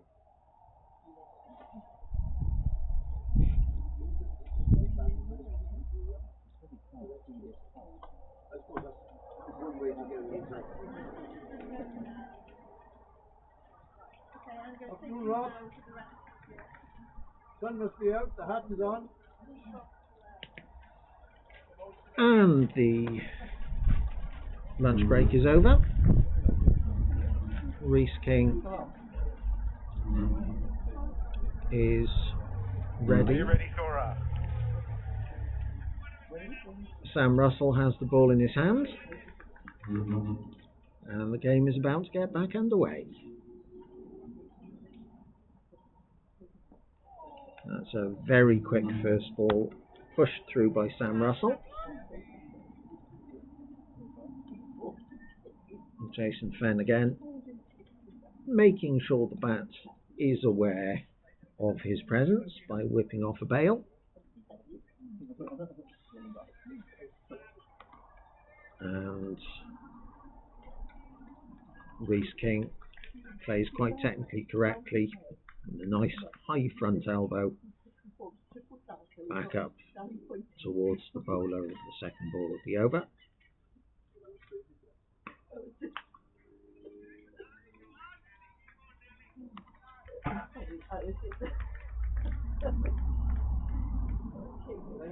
And the third ball collected by Mehtab Shah at mid off, with the fourth ball cut to point where Johnny Lowry collects it and returns it to Sam Russell, who's at the top of his mark again, running in. And on this occasion, the cut beats the covers and beats the diving attempt to prevent it going for 4. And Reese King triples his score from 2 to 6 with 1 ball remaining of this first over back after drinks.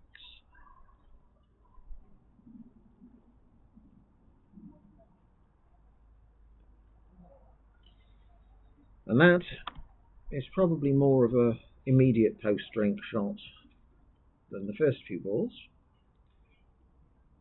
4 off that over, 56 for 5 after 26.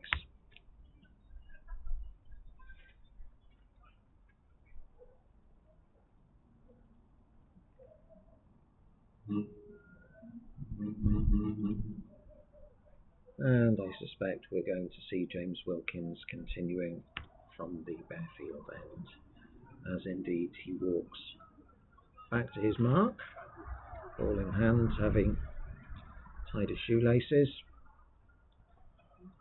Owen Donovan, bat held over right shoulder, surveys the field and takes his stance.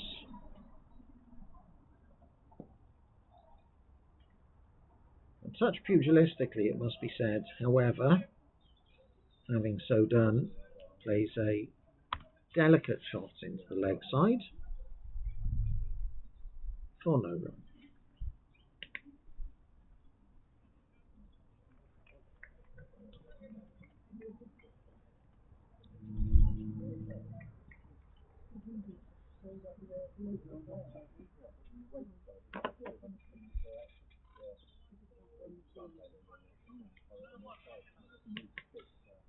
And that's fired a little too wide outside the right-hander's off stump by Wilkin.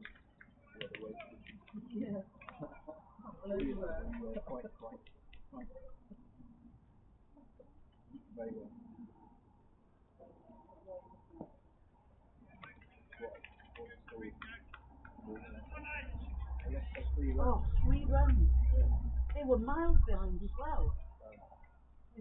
They needed 70 yards over 7, wasn't it? Almost 80 off 7 overs. Southway got going. Yeah.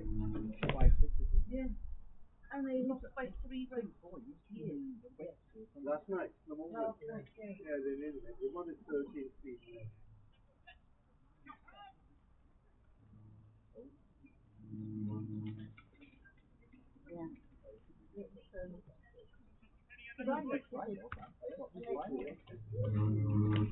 That's another case of the ball keeping low and slightly foxing the keeper. He's a touch unsighted, I suppose, with the left arm over bowler.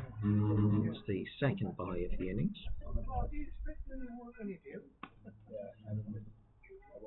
Forcing shot by Reece King. Collected at extra cover by Matt Smart. And no run taken.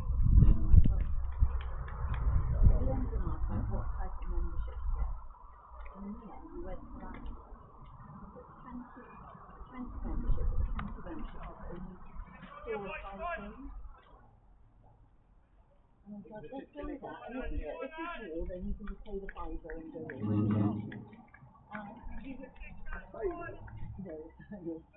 Some of the days at fiver, they want people. If they want people in for the first ball. But then I was like, let's do the 4. And we did. Thank God. We still can't. Can't get down onto the. And that concludes the 27th over.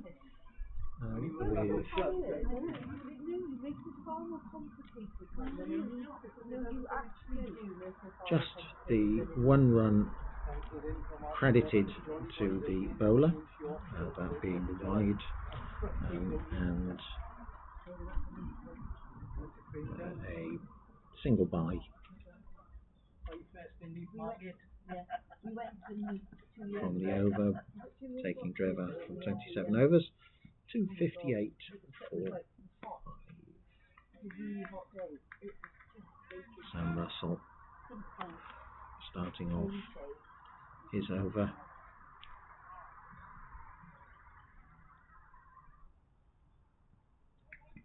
That's one of the 1 days, is it? Or is it a 4? With yet another one day game, yeah. 50 over game. My preferred version of cricket. Yeah. I agree with that. It does have quite an interesting faster ball or quicker ball, does Russell, because it's rather difficult to detect. You can't predict. There we are. And that's gone. No, it was grounded. It looked as though it had been taken. It looked very much as though it had been taken at mid-wicket by Reece Jones. But it had just been grounded. To give him his due, Jones didn't celebrate. There were a couple of cheers. but mainly from those further away from him. No, I think I do enjoy it. And you're beginning to think, or certainly I'm beginning to think, that Owen Donovan is the key brick in this Drefach batting lineup now. If he can be dislodged, it may be that the rest of the wall, such as it may be, 5 down already, but it might be that this unlocks the slightly less experienced or slightly lower quality bats, potentially.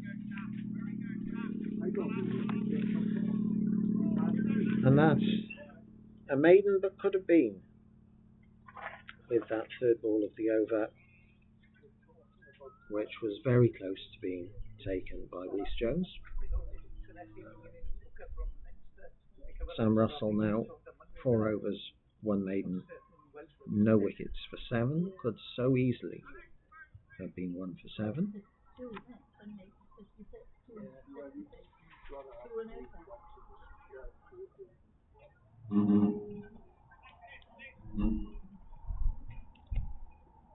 And we have a change of bowling with Matt Smart coming on.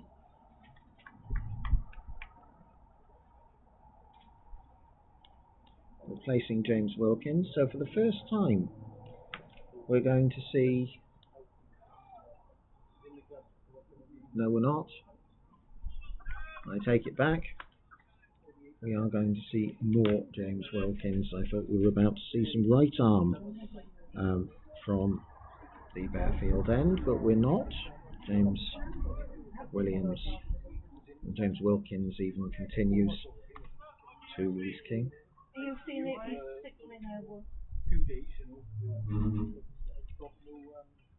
And a white ball first time. And that's very, very well stopped by Sam Williams. We were driving up the high street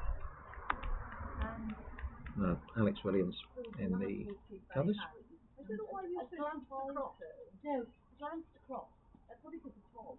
Glanced across, and this person saw us in the car and smiled. And he thought, and a sharp shy at the stumps by Rhys Jones, which misses. Yeah, you saw him when he was in a boot. That wasn't that long ago. He was really tall. He's been tall for about 5 years. He looks taller.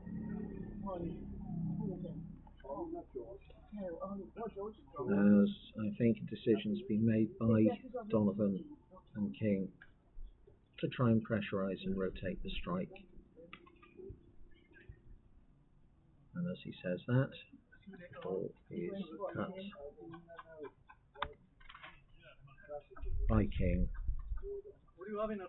to Sam Williams, who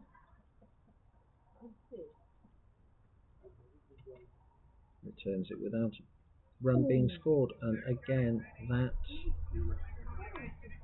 was quite a wild stroke by Rhys King.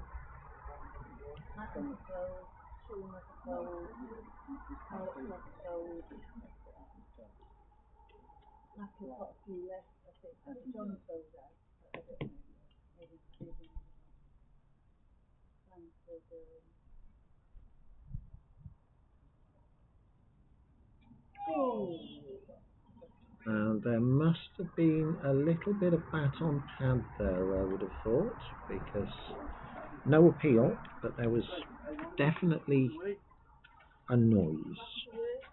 No, well, I just going to ask Mike if you can pass me that gadget I put in there at some point. In between, if you can give me a moment, I will certainly so do. Okay. No rush. And that's over.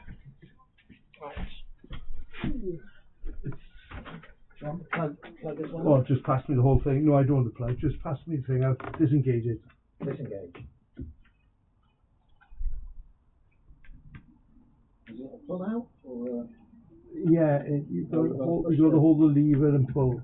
It's quite difficult. I'll tell you what, Just pass it on to me. I've done one bit, but not the other.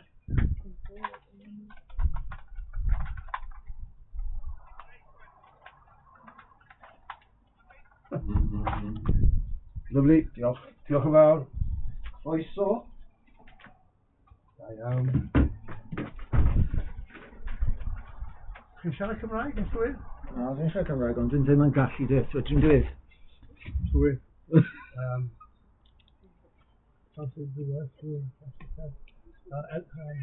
Fluently. Llwyr. Fluent. Dim. I am dim. Da iawn. Right, diolch o yours. Right, no.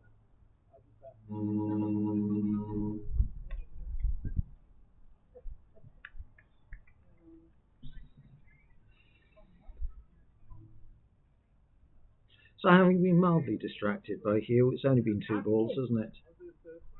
No, third. There's no players. They had a team last week.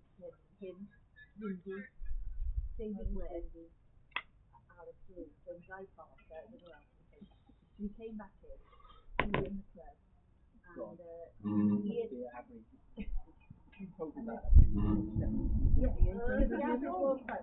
They were either over 70 or under 15. It's a bit like that.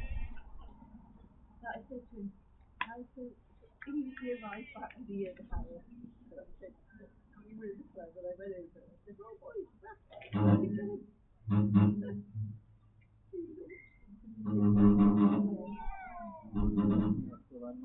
and he said, how many days?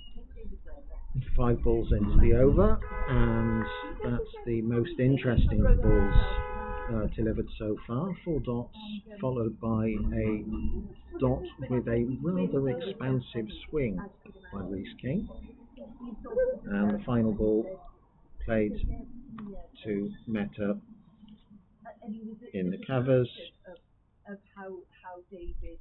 and Russell has now bowled back-to-back maidens, with Drefach on 62 for 5 from 30 overs. But a run a ball from here, they'd get to 182. 8 and over, they'd get to double Nelson, 222. If they carry on scoring at this rate, they'd only just squeak over 100 in their 50 overs, but I anticipate that there may well be a degree of acceleration as we move into the later overs, certainly if Wilkins can get his eye in.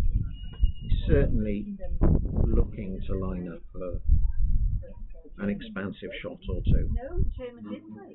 He did as well, yeah. He stepped into the group. Yeah, that's what I'm saying. So, yeah, so there was David, Windy, Guy Parker, Hugh Mason. Guy was the, I don't know who else did I say played? There was another one. Steve? 5 of them over, yeah. Sarah? Then you had like 12 and 13-year-olds the other end, and Sarah. stuck in the middle. Sarah? Yeah. Steve Pierce, maybe? No, I don't think he played last week, and he's not playing this week. He pulled out this week, didn't he? Yeah. He said last night at training he's pulled out. They were trying to find somebody. I asked why James was not playing, because Sully was playing. Yes, and somebody. Vicky thought he was away, but then as I was driving back down to Hotel Tunnel, he was walking up the high street, so he said, I know that I made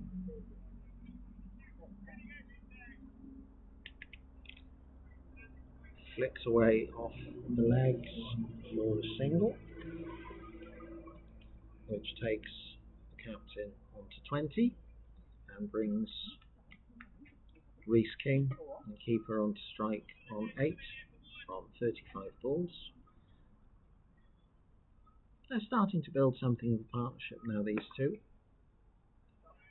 That's forced into the offside and swooped down on by Matthew Smart.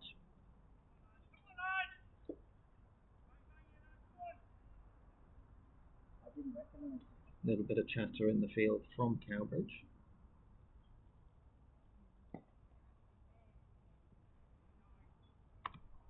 As the ball is played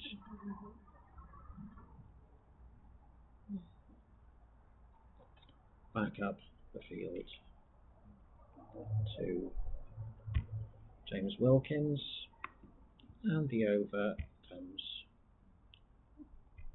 to an end with Drefach 63 for 5 from 21, and with Wilkins now having bowled 8 consecutive overs, one maiden for 19 runs. Sam Russell continuing for his 6th over. The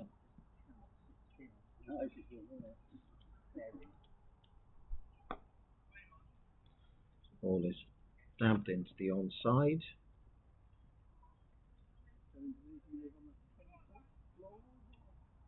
Reece Jones collects it, tosses it back to the bowler,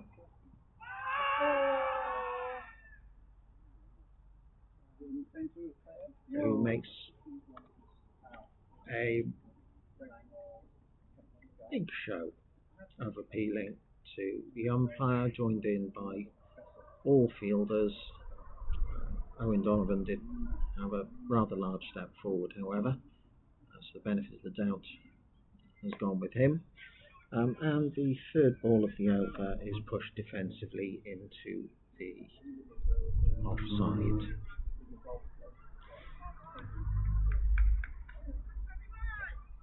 It'd be interesting to be out in the middle with these two bats at the moment, just to hear what their conversations are going to be between each over, because at some point one or other of them is going to have to grasp the nettle and try and push up the scoring rate, which is currently set at 2. And this is, to all intents and purposes, not a 2 and over ground, even with the slightly variable bounce that we've seen at one end for 2 or 3 deliveries. It should be a relatively straightforward chase to get much under 120, 130, 140, 150 in a 50 over game. Certainly with the potency of batting attack that Cowbridge have, given that their opening batters a couple of weeks ago put on 130 in an opening partnership against Aberdare.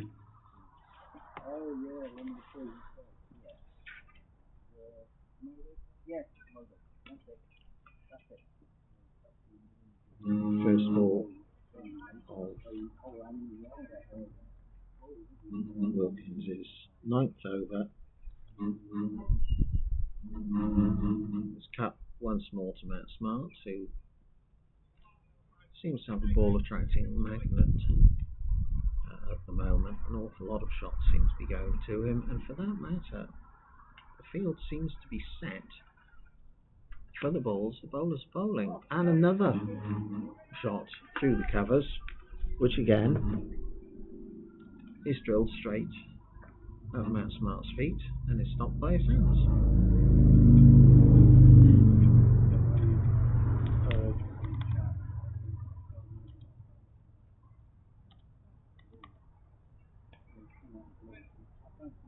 This time playing it a lot squarer in the offside, and on this occasion it finds Sam Russell,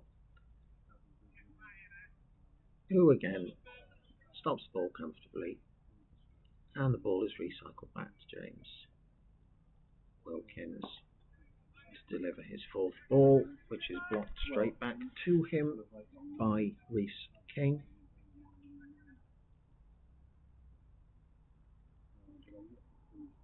Wilkins now having 2 balls remaining in his 9th over, and currently operating on figures of no wickets for 19 runs with 1 maiden.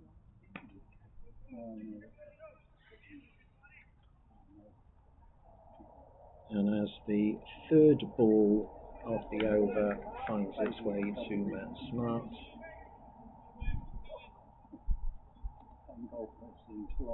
Wilkins is now 1 ball away from making that 1 maiden into 2.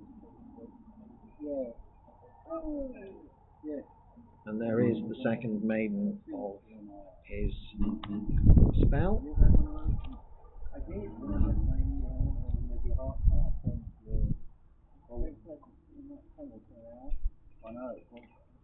And I can't say the scorecard makes for enormously pleasant reading for Drefach at present. Just looking through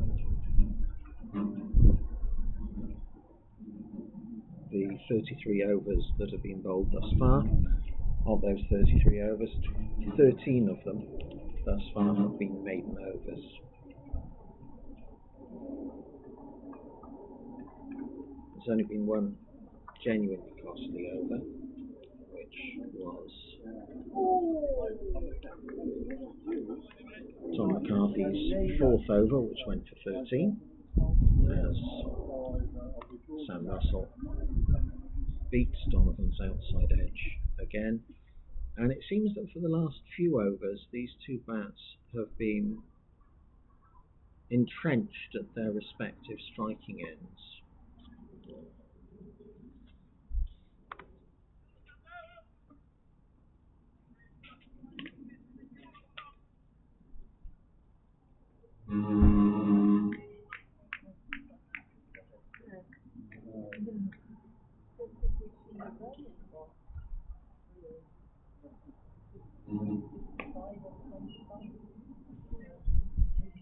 That's played straight back to Sam Russell, who fields in his follow through with a long barrier outside of the danger area.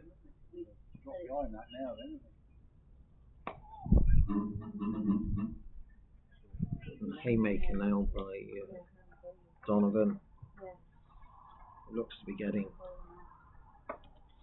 increasingly frustrated as he's being bogged down.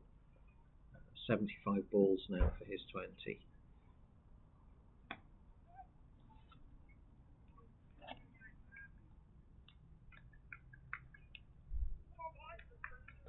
And 1 ball remaining of Sam Russell's 7th over.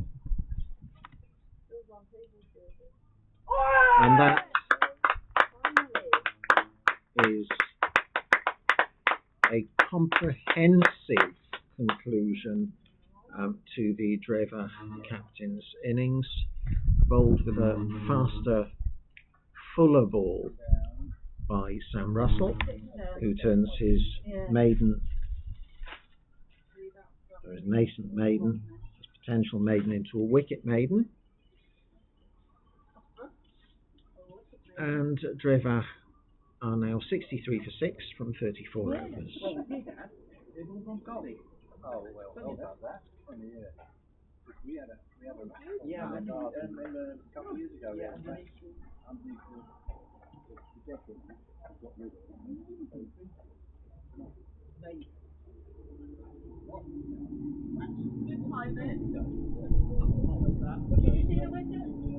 Because you were away. Away in.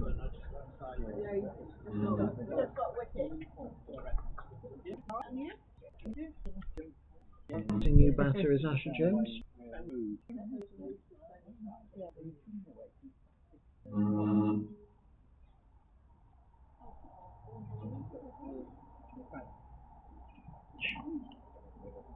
Asher Jones? Ah, Bakiraj. Thank you very much indeed, sir. I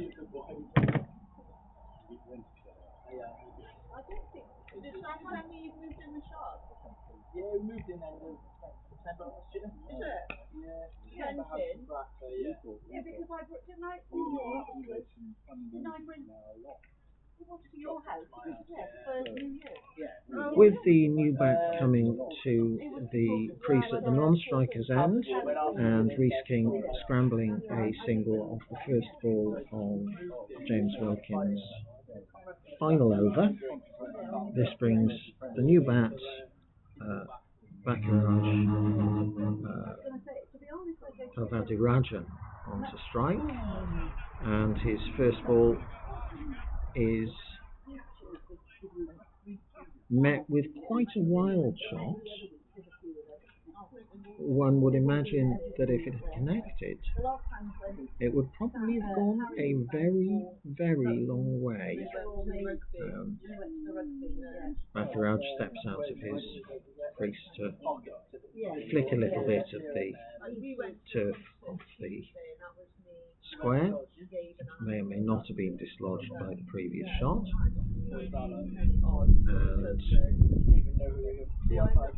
And we now have a wide ball down the left side from James Wilkins. I must admit, if it were me, I would be thinking about bowling full and straight. That, however, has been swung hard at and over the top, and Bakiraj gets off the mark with the second legitimate ball he faces, knocking Wilkins back over his head Yeah, definitely a chiller ride. for four. Games like, if I see a single mosh pit tonight, I'm leaving. Because when we went to dinner on holiday, Then gets down well on a fuller ball on the off stump. and that was Transcat as well, man. Yeah. That Pablo on the bike. Reece King at the non-striker's end now on 9 from 45 deliveries. Bakiraj, who is now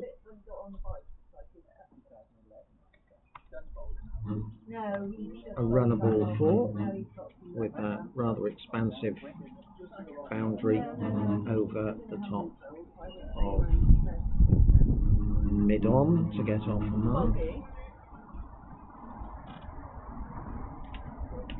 How many Sam bowls? Done. Sam is now, he's bowled 7. He's bowled 7.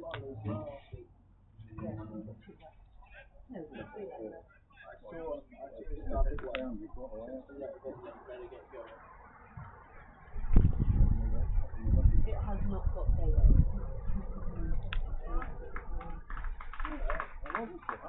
Oh, good, yeah.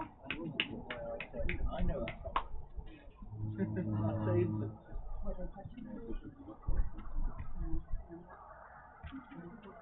And that final ball of the over dismissed for a rather dismissive 6.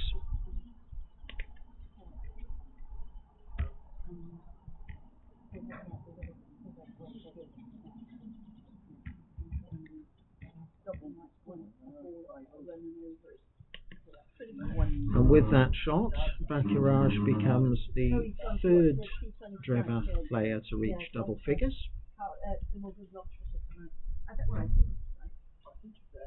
Yeah, maybe it is this afternoon. Maybe it is this afternoon. C20. Yeah.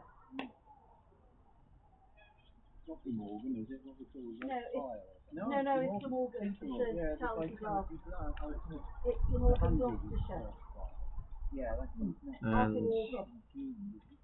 Russell now bowling to Reece King, Well, 100, whatever. who cuts again, but for his 47th deliveries faced, the wicketkeeper remains on 9 not out. whereas Rovando Rajan has moved on to a much more explosive 10 from 5 deliveries faced. And could be a far more exciting bat to watch, although whether he burns hot for long or hot for a short space of time is to be seen.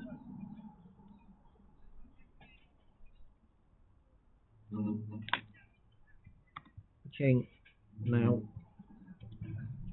catches him up in terms of runs, joining him on 10, with only Anish Seymour on 19 and Owen Donovan on 20, having scored more runs off the bat.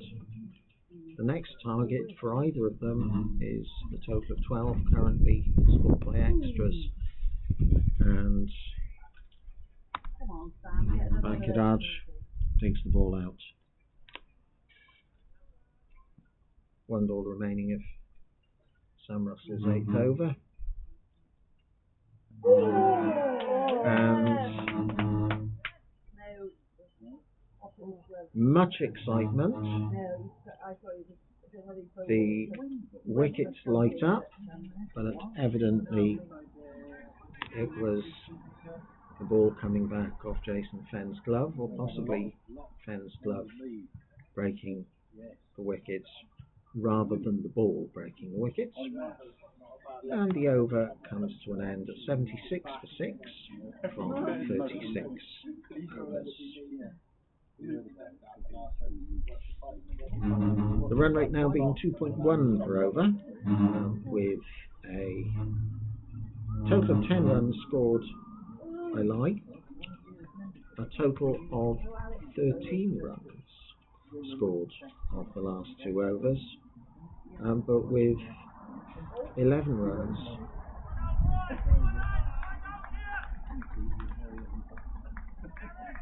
off the bat, plus 1 extra in the penultimate over, and 1 Sam Russell's.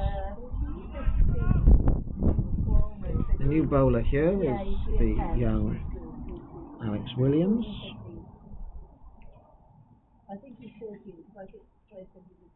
who's taking over from James Wilkins.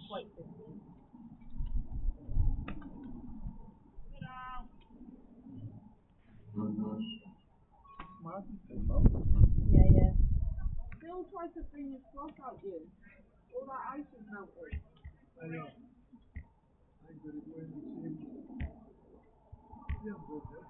So he did, and then he went back in, did it?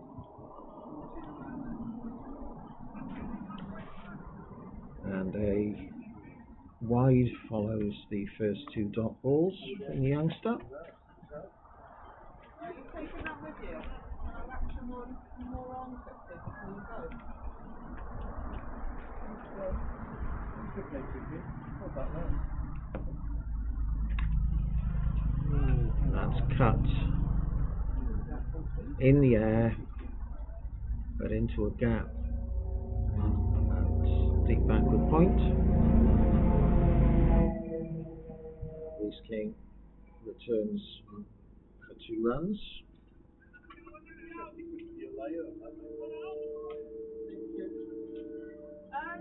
Well, it has been, what, in your car for how long?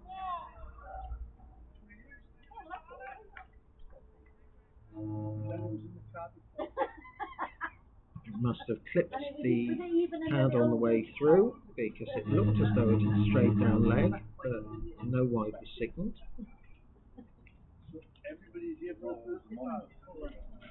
And 2 balls remaining of Alex Williams over, and that is an absolutely sumptuous Yorker.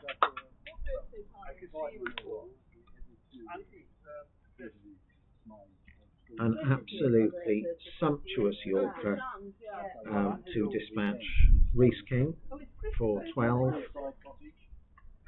from 54 balls, with the score now at 79 for 7.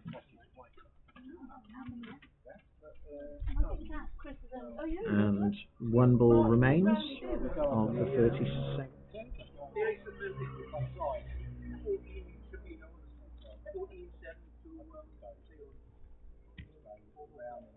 And the new batter is Kian Thomas with one ball remaining.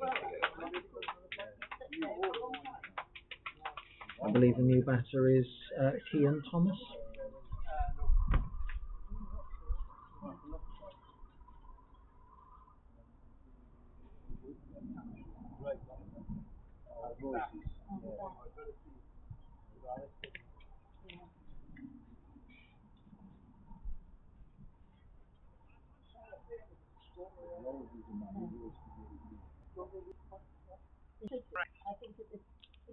Drefach, thank you very much indeed, Cole. And, one to come, I think.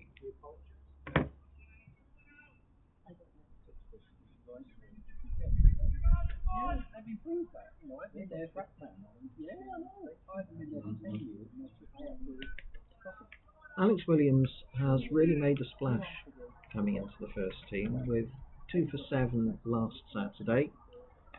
He's now taken a wicket in his first over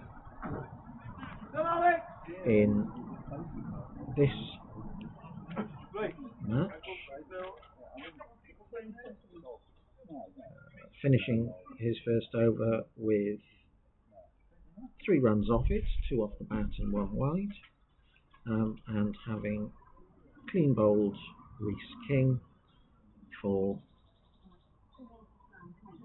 12 runs.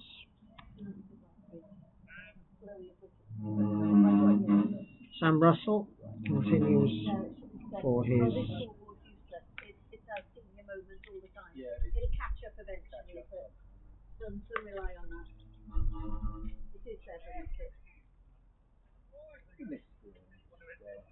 Sometimes, and sometimes not.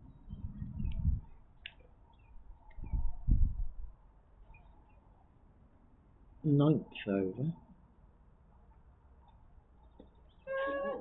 and that is very much in the air as they come back to 2 runs. Yeah, because I'm driving. That's not happening. And as I was saying, Bacurage, if he sticks around, is likely to score reasonably quickly. No, coming in Sean and then taking my car. But he does seem to play quite a lot of shots in the air. Russell adjusting his field now, sending Wilkins out to a deep cover, and Bacurage mowing the ball over a sort of long off. It was a chance for a catch by Mehta, put down, but he then managed to pull the ball back inside the boundary, save 2 runs. Oh, come on! Hit full on the front toe with 2 balls to come, and 4 runs off 4 balls thus far. Bacurage having moved on to 14 in sharp time. Reaches for a wide one outside off stump, then removes the bails, and no run is scored.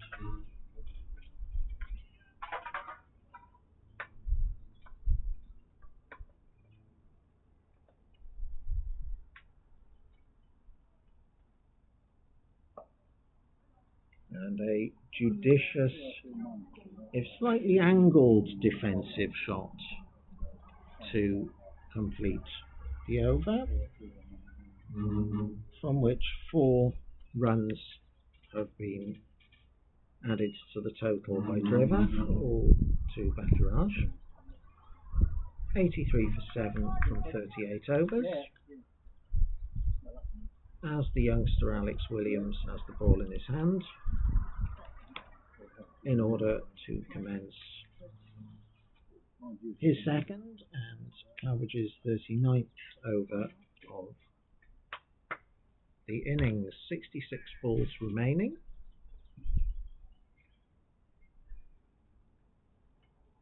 And played watchfully back to Williams by Cian Thomas.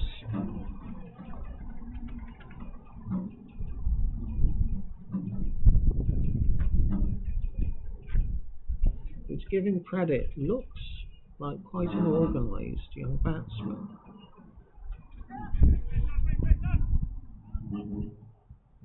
Makes shapes at playing the ball down leg side. Obviously didn't get anything on it. They crossed for a single, which is doubled by the fact that it's wide, therefore 2 wides to the total. And 5 balls remain of Alex Williams' second over. That's in the air, but between long off and long on, collected by Matthew Smart, who throws the ball in to the bowler. And Bakiraj is now at the non-striker's end, and Cian Thomas is facing. A very, very technically correct forward defensive played there.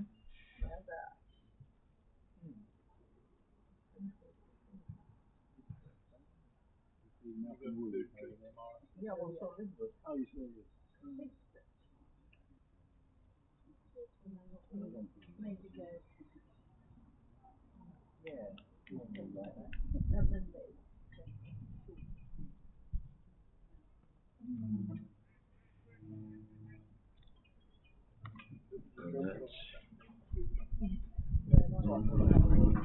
was an attempted shot to leg, hit high on the front pad, clipped behind, off the front pad, slightly wide of the keeper Jason Fenn, and no runs scored. 2 balls remaining of the over. Pushed into the offside,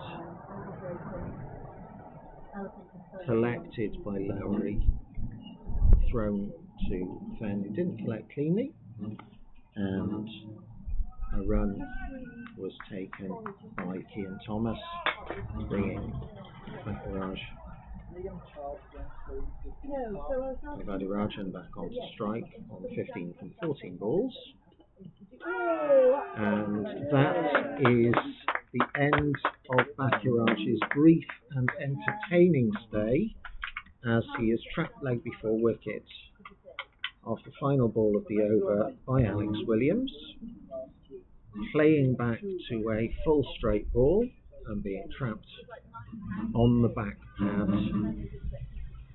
Appeared to be directly in front of Midland leg stump, not too high. An entertaining cameo comes to an end, and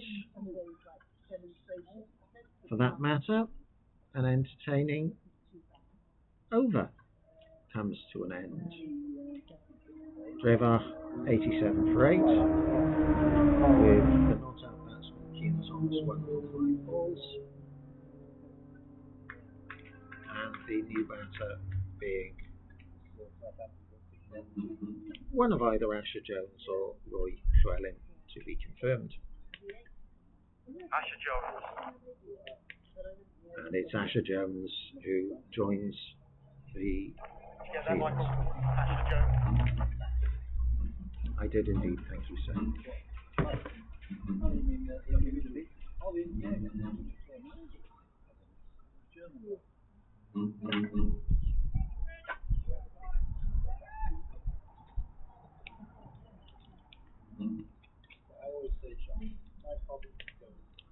Sam Russell now starting his final over, the 40th over of the innings. Starting it with a dot ball to Kean Thomas. Kean Thomas and Asher Jones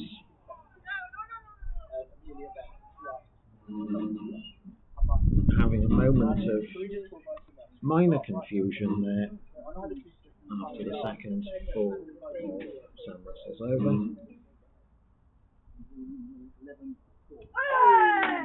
And for the third ball of the over, Russell cleans up Thomas, bringing in the final bat, who will be Drefach's number 11, Roy Llewellyn.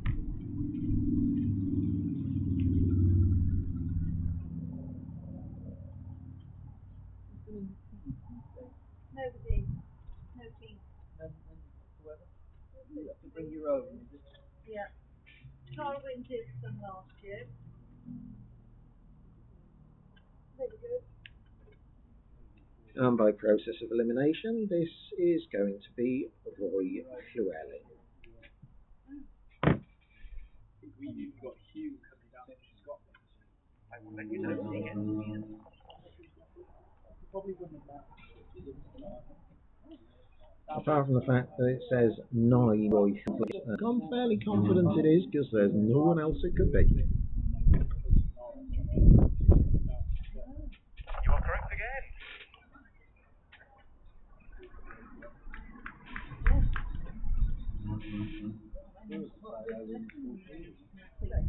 Give the man a biscuit.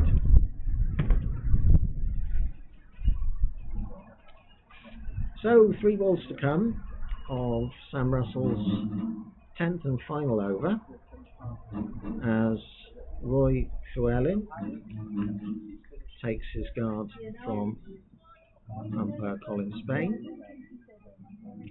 The score is 87 for 9.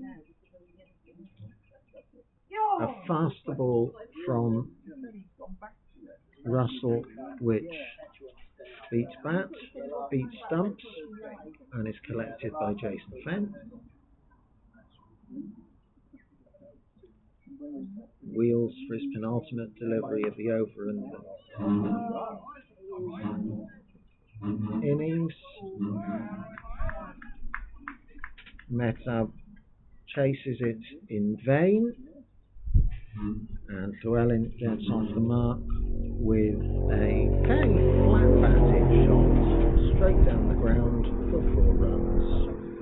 Counter-attacking is the way forward, it appears. However, the counter-attack does not last any longer, as another full straight ball by Sam Russell cleans up the 91, correct? tail ender, and Drefach finish 91 all out from precisely 40 overs. We'll be back after a short lunch break to commence the Cowbridge attempted chase.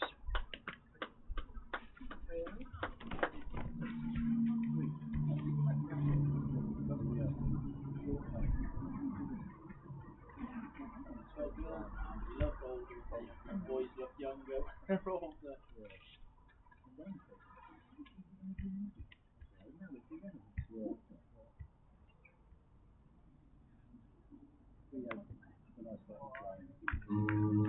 Bye. All over 14.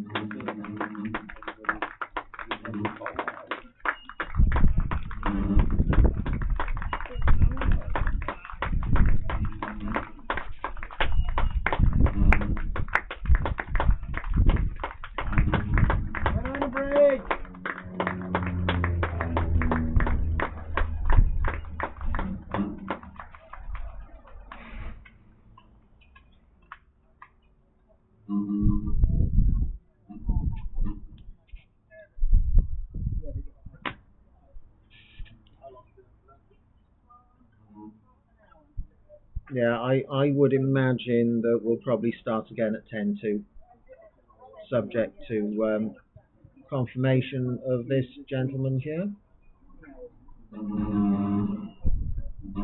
20 past finish. Restart 10-2. Start 10-2. Cool. We got 91. We've got 91 from precisely 40 overs. 40 overs, precisely. Yeah. 10. And only 2 bats who scored more than extras. The lad at the end scored 15 at a run of ball. Yeah. He was quite entertaining. Yeah, that was attritional. And then it doesn't look like a bad batting track. There's a couple that don't seem to be getting up, bowled from the top end coming this way. There's a couple that seem to be shooting through a bit. Yeah. But for the most part, most part. I mean, a couple of stands jumped up.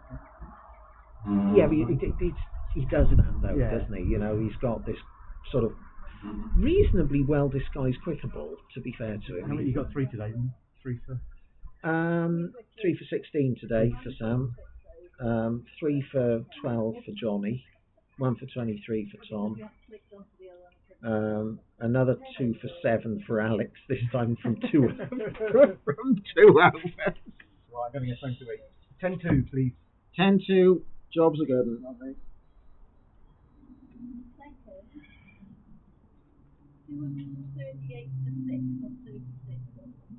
We're only 3. Well.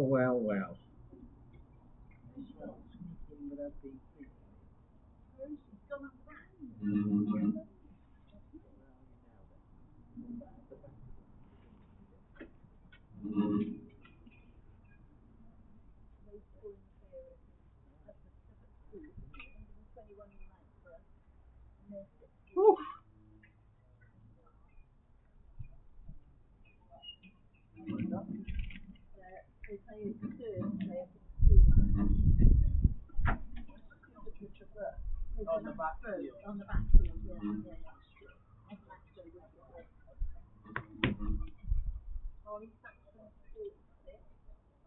Joe's got 50. 50. Good on Joe. Yeah. Alex Friday scored on 14. LBW 49. Oh, that's got to suck. 238 to 6.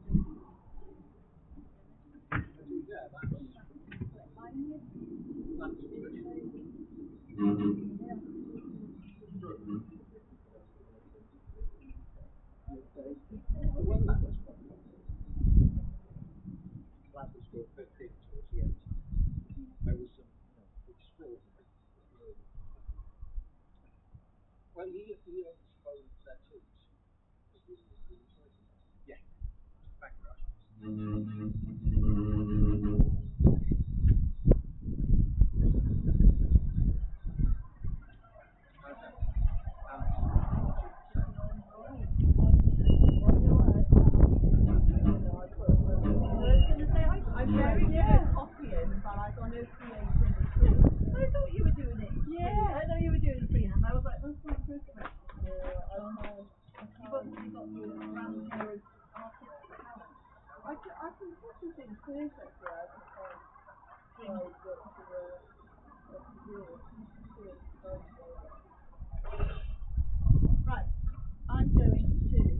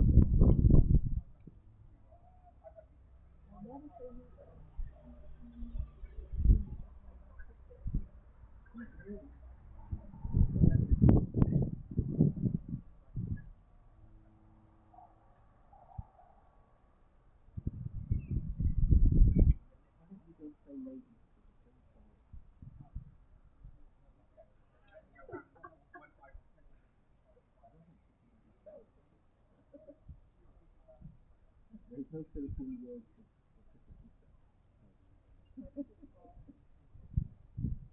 It's pretty much possible. Oh, like a rounders, like big roads. Really not similar to that.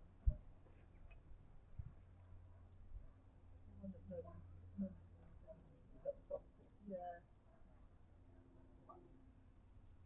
Yeah, well, you used to actually better on the side of the pitch. That's the best bit about it. Yeah. Put an order in.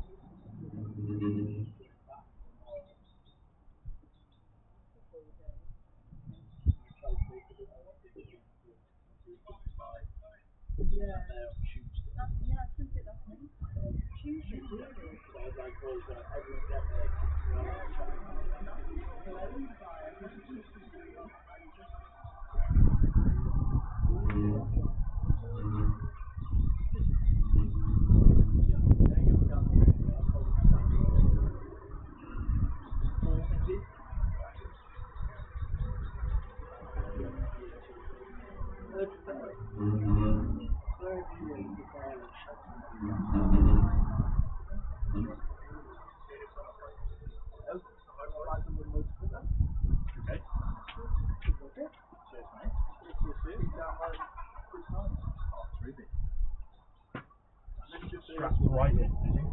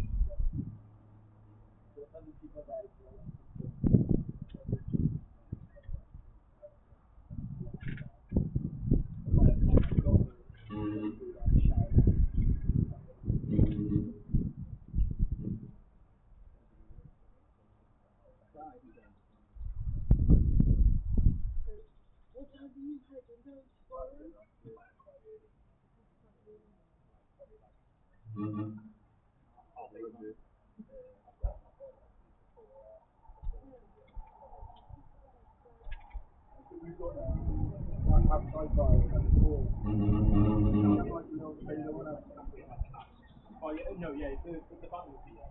That's going to be up by the entrance to the architectural staff. So opposite that, there'll be the beer truck.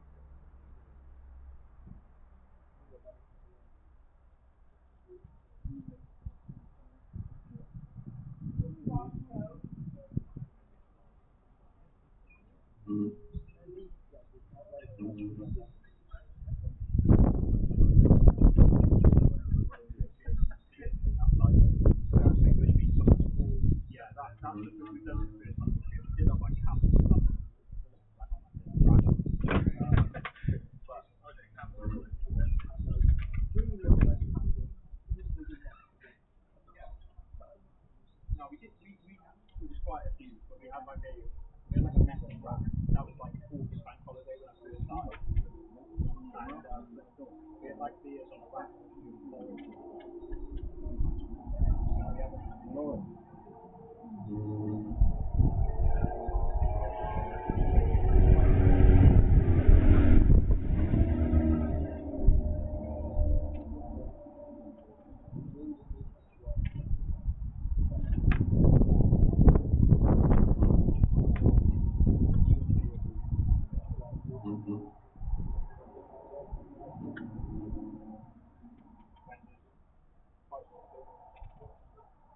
Phil was talking about that. Sorry, I'm not even that. I will. But yeah.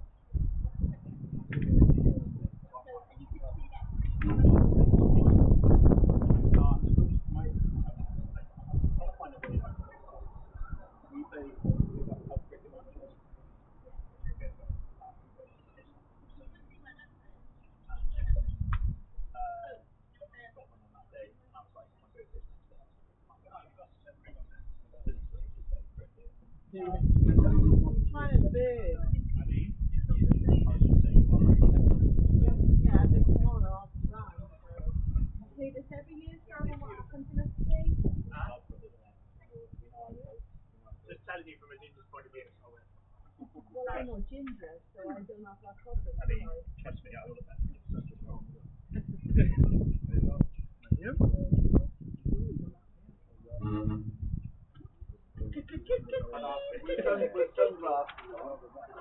I'll give it in there.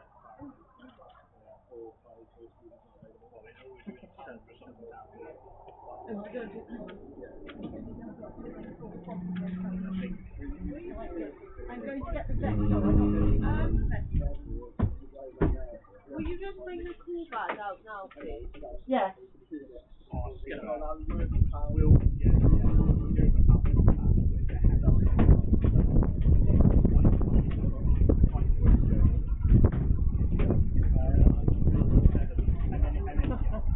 I'm not going in.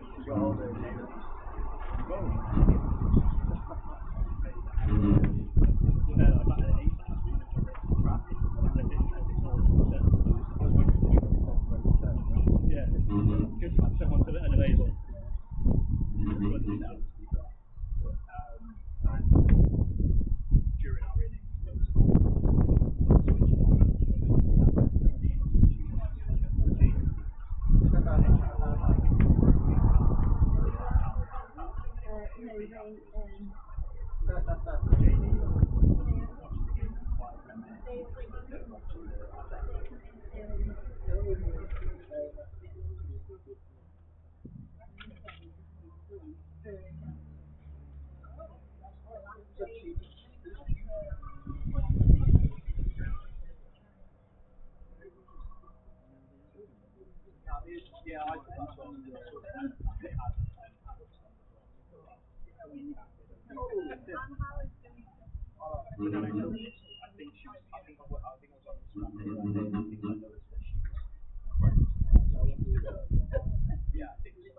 got to make a profit on that, surely.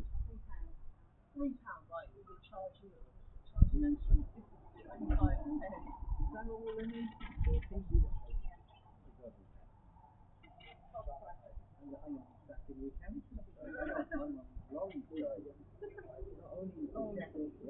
Enjoy counting as well.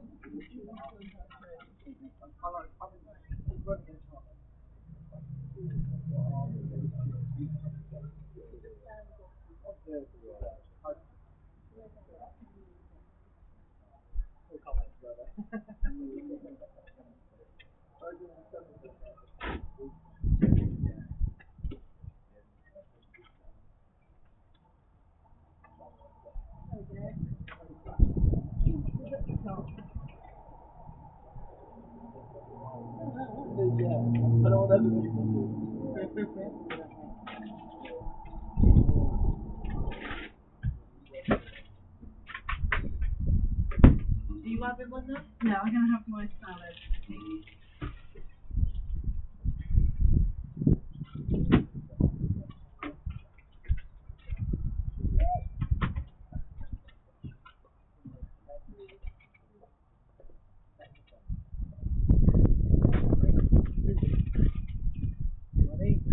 She bought the pizzas already. Good afternoon.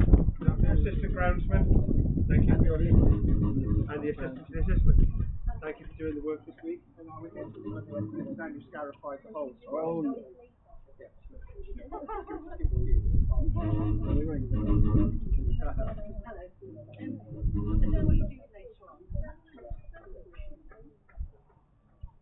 I saw you there. I found you walking up the road towards. You weren't walking to the left bit.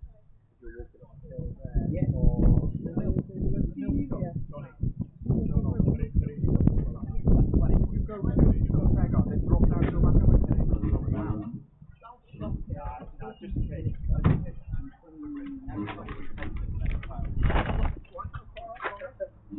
Well, the camera 20 minutes.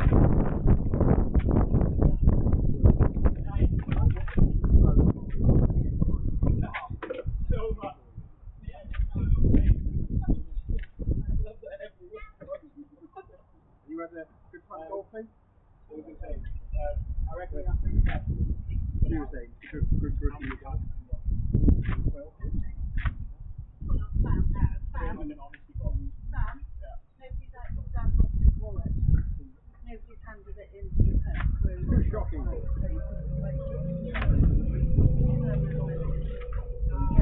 Where are you?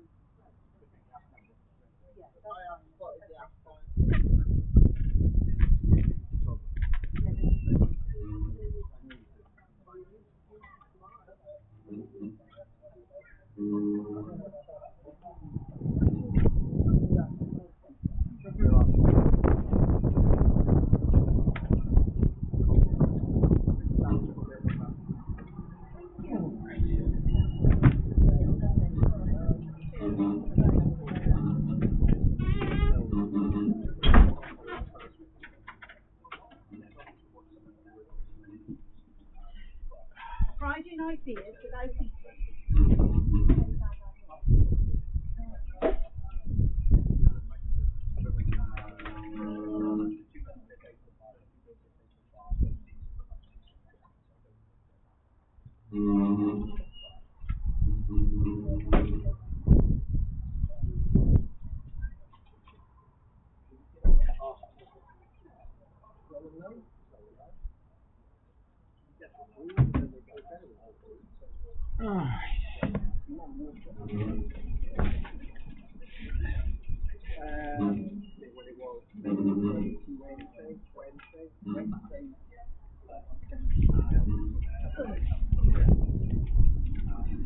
Wednesday we had a more Southgate mum was on the wicket.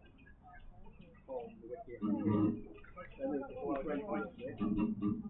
They knew. Said you don't use that. Yeah, we got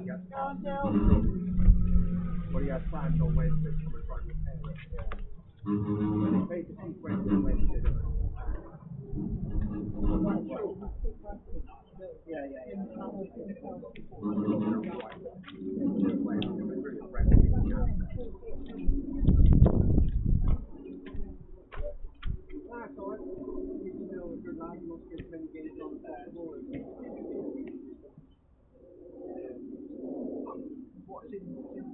Let's say you get to we keep those.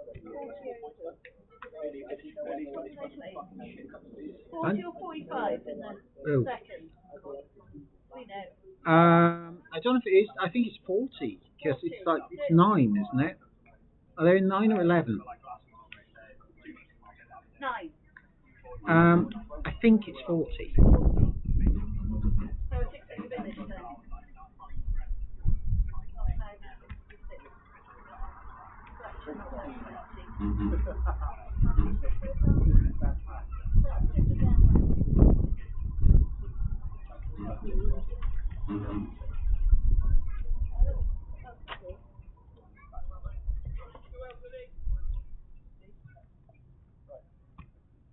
Do they play 40 overs the second? I was just checking the score. As the Drefach side take to the field in advance of the imminent restart and Cowbridge first 11 attempted chase, a quick rundown of the other games in South Wales Cricket Association League 2. At the halfway point, Aberdare at home to Pontarddulais seconds. Aberdare firsts are 187 for 9 from 41 overs. At Baglan, Vernon Boyle first 11 are 191 for 7 against Baglan. Could you confirm bowling name again, please?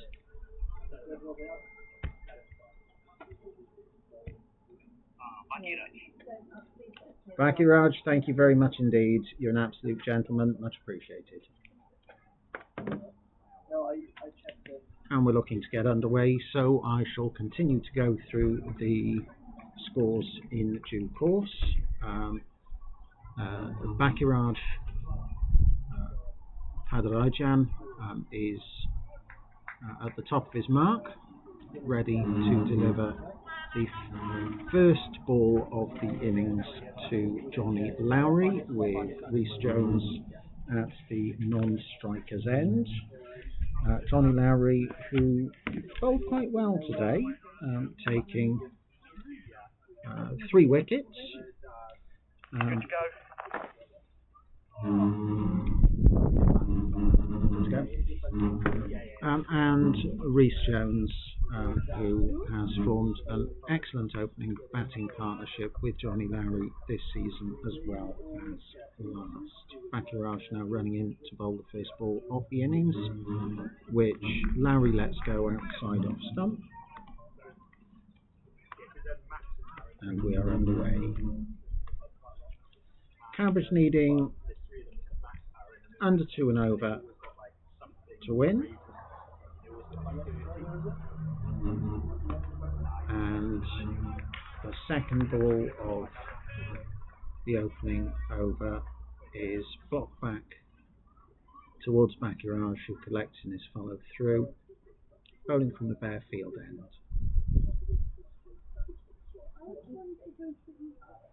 Third ball strays down leg side, is called wide by umpire Colin Spain. And ball returned to Bakiraj, who has a split 4-4 field with a mid-off, extra cover and point, 1 slip, square leg, mid-wicket, long on the boundary. Thus far, he's run in to deliver the ball 5 times, 2 wides down leg side,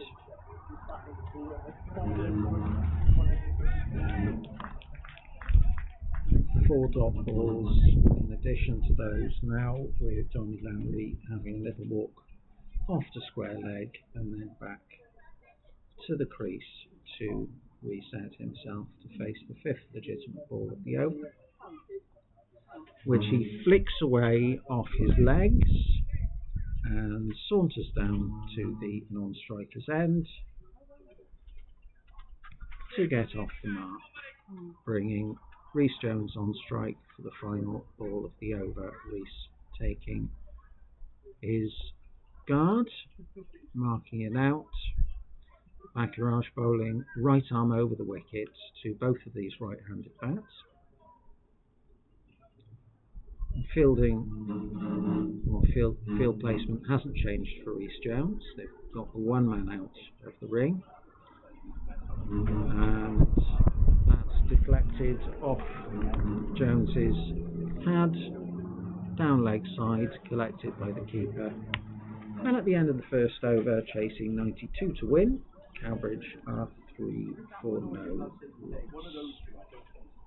Going back briefly to the other matches in Division 2, in League 2, the South Wales Cricket Association, there is one result already, which is the Merthyr Tydfil Cricket Club First 11 have beaten Swansea and Civil Service Second 11. Thank you. By 9 wickets, Swansea and Civil Service being 58 all out, and Merthyr chasing it the 59 to win for the loss of 1 wicket in 9.3 overs. Coming on to bowl from this end is Roy Llewellyn from Llwynhelligand.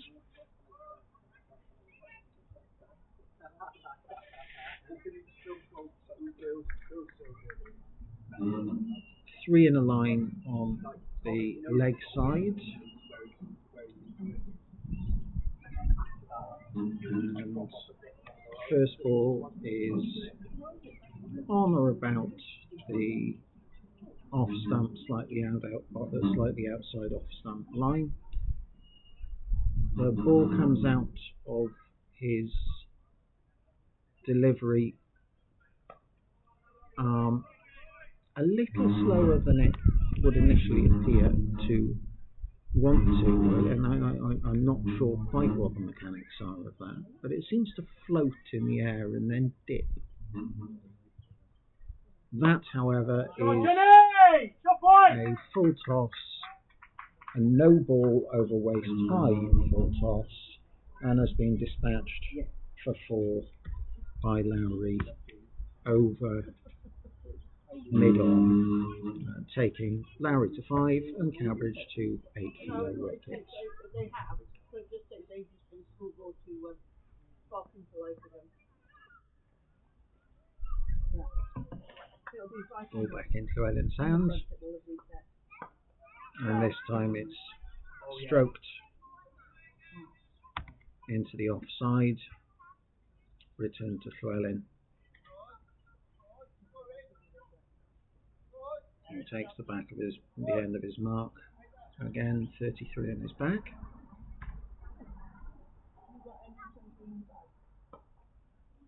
And another very pretty shot to the covers. And that has run away through the extra cover field for a further 4 runs, taking Lowry to 9 from 10 balls. Rhys Jones remains yet to score from 1 ball at the non-striker's end, as Llewellyn, ball back in hand, runs in, and the ball is defended to extra cover, who flicks the ball back to the bowler. Straying onto the leg side, flick to mid-wicket, they take off for a quick single. There were 10 off that over, being 2 boundaries for 4, a single off the final ball and the no ball, which the first boundary was struck off, meaning that after 2 overs, chasing 92 to win, Cowbridge are 13 for no wicket, with Johnny Lowry 10 from 12 balls, and with Rhys Jones yet to score off the single ball that he has faced. Backillard now back with the ball in his hand at the bare field end.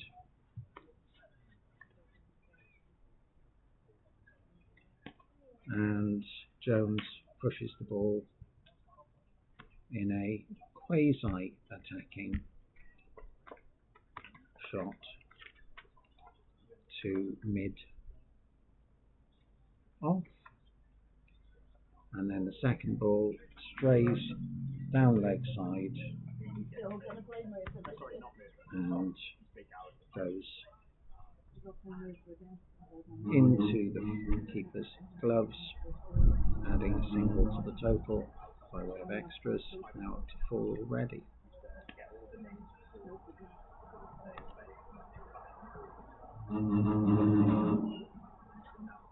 I did, of course, say that it was Rhys Jones who faced the first ball of the over. My complete error. It's Johnny Lowry, because of the single at the end of the last over. So Lowry is in fact hogging the strike at the moment, and hogging the scoring as well, having scored all 10 of the runs scored off the bat thus far. Backillard, however, is at least applying a bulwark to the scoring rate, which is now down to a comparatively sedate 5.3 runs per over. Run rate required now down to 1.7 already, although in this circumstance it really isn't about run rate. The only thing that Cowbridge need to be aware of is to keep their wickets in hand. If they stay in, they'll score the runs. If they don't, and as he says that, Lowry plays a flourishing drive which makes no contact with anything outside off stump, and the ball lodges in the Drefach keeper's gloves.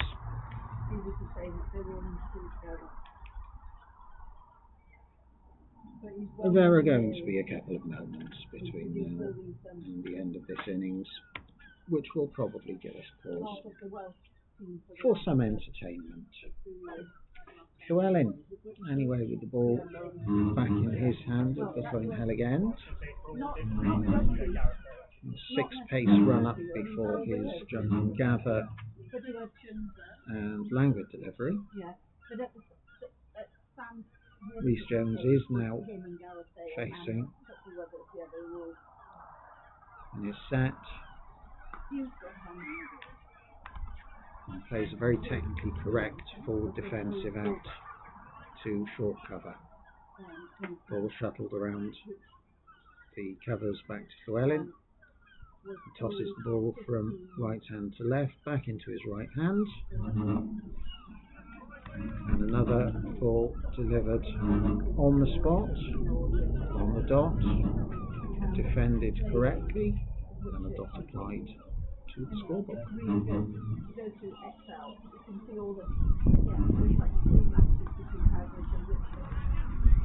And he really is starting to sort of play himself in, I suppose, is the easiest way of describing it. Is Jones. He's only faced 4 balls thus far. He tends to be a much less explosive starter than Johnny Lowry. He does have the capacity to score, but he tends to be a little more judicious unless there is something absolutely on offer. At the time.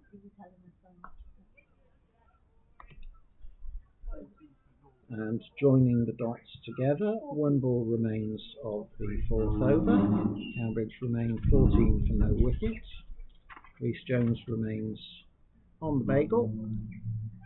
And not for much longer because he puts the ball into the onside. Really good, lad! It jumps over the legs of the sliding point fielder and they return for 2, thereby ruining Llewellyn's. Come on, lad! Maiden.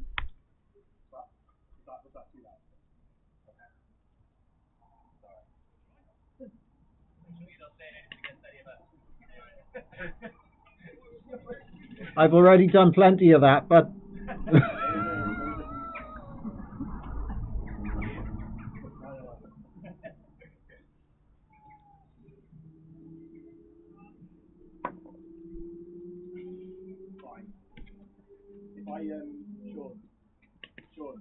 David Rajan returning for his 3rd over with Johnny Langley facing. And spoons it up in the air. It falls short of mid-on, who, if I'm honest with you, could possibly have put in a dive there. I think that is what is technically known as a life.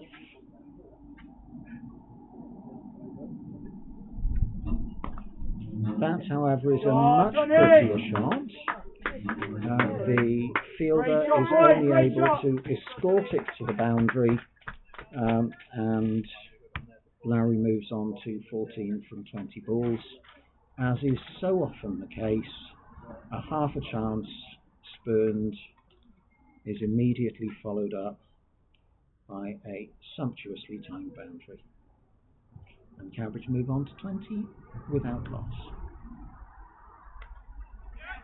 And now guides the ball delicately to 3rd man for a single. Chased down by the slip.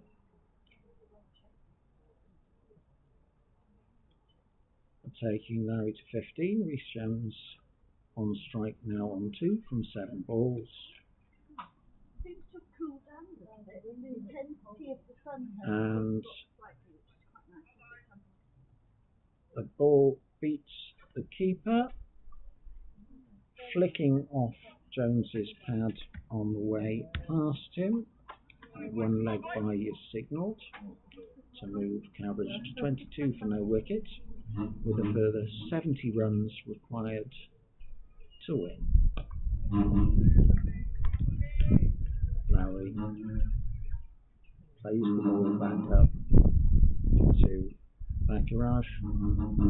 He's got 1 ball remaining of the 5th over of the Cowbridge innings, his 3rd over. That ball again is played defensively out to point, where it's collected.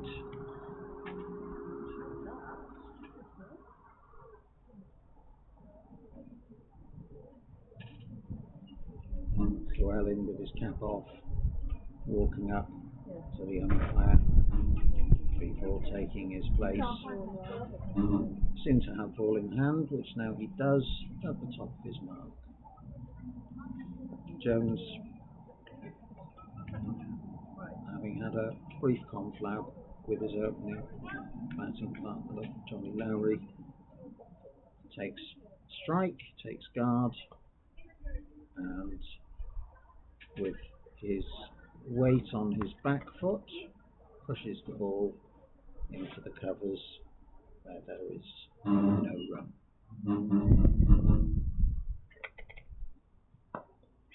Second ball, however, is somewhat overpitched. Jones came forward to meet it on the full, pushed it back past the bowler.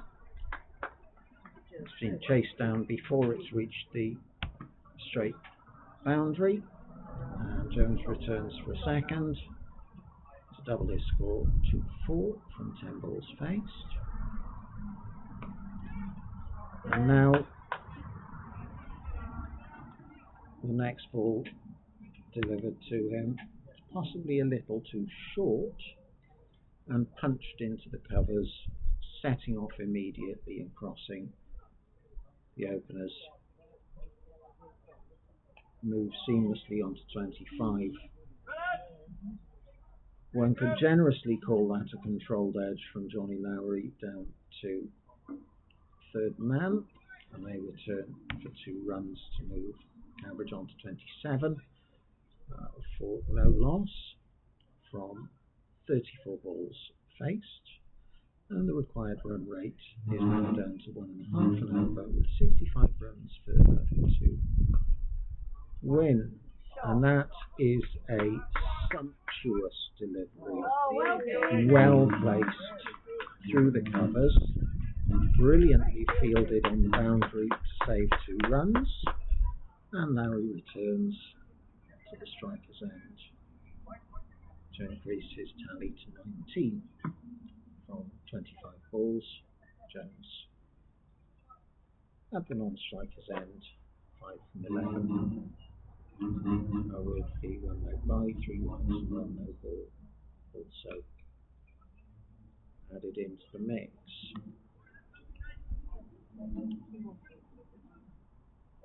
The final ball has no runs scored off it, and after 6 overs, Cowbridge are ticking along at just under 5 and over, 4.8, 29 for no loss, with Lowry 19, Jones on 5, and a further 63 runs required in 44 overs.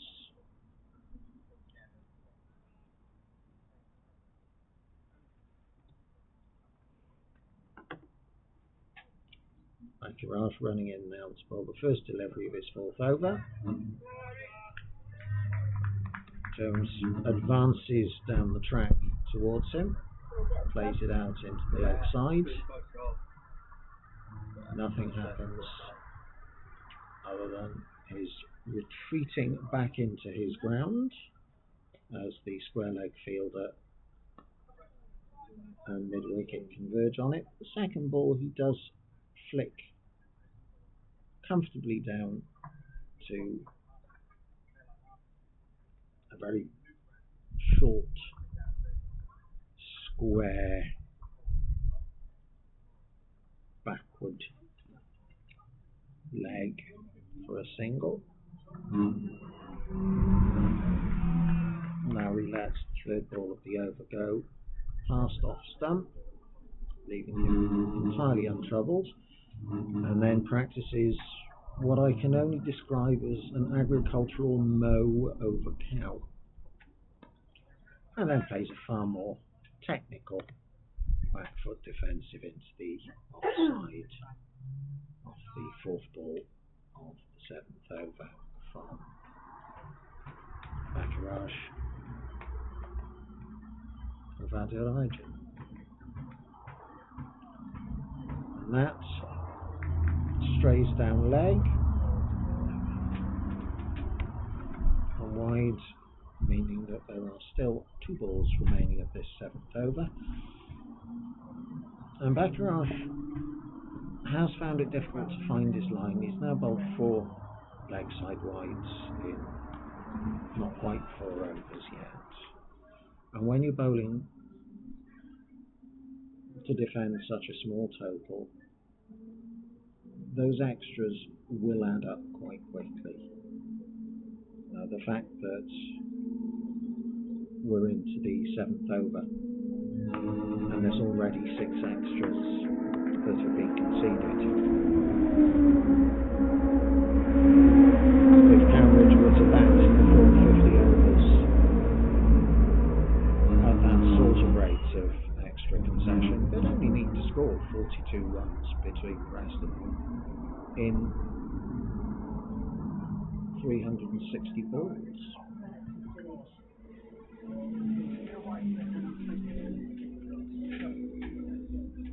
Anyway, after 7, Cowbridge at 31 for no wicket, with Rhys Jones on strike on 6 and Larry on 19 at the non-striker's end. Roy Llewellyn begins his 4th over to Jones, who defends correctly back to the bowler.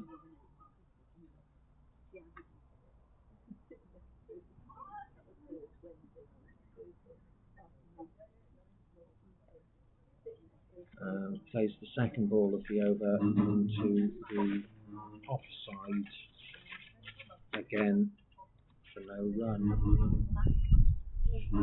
Roy Llewellyn has played 1 game for Drefach First 11 this season, being the abandoned Britain Ferry Steel game at Drefach, where he bowled his full 10 over allocation, taking no wickets for 77 runs. An excellent stop at extra cover prevents Jones from adding to his 6 and keeps Llewellyn run free for this over, although not any longer, because he over pitches and Jones pushes the ball down the ground, and although it's hauled in inside the boundary, they return for 2 runs, taking Rhys Jones on to 8 from 18 runs. And then flicks the ball into the leg side, where it's stopped by a tactical boot at mid-wicket or similar, and they cross for a single, meaning that on this occasion it is Rhys Jones that takes the strike with the last ball of the over. 8 overs gone, Cowbridge 34 for no wicket, 58 further runs to win, 42 overs remaining.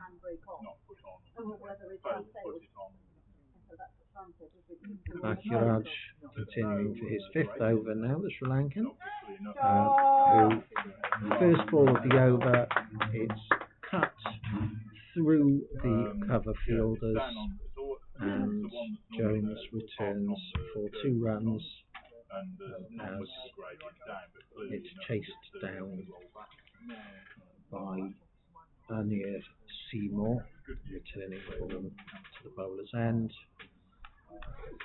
Jones then lets the 2nd ball go outside off stump. Anir collects the ball at extra cover and tosses it back to Baccarat. 3rd ball was full and on target, it appears. The noise very much sounded like the noise of the toe end of a bat digging out a full straight Yorker, and Rhys Jones survives to face another ball, which he rocks onto the back foot and pushes again to Ernest Seymour and extra cover.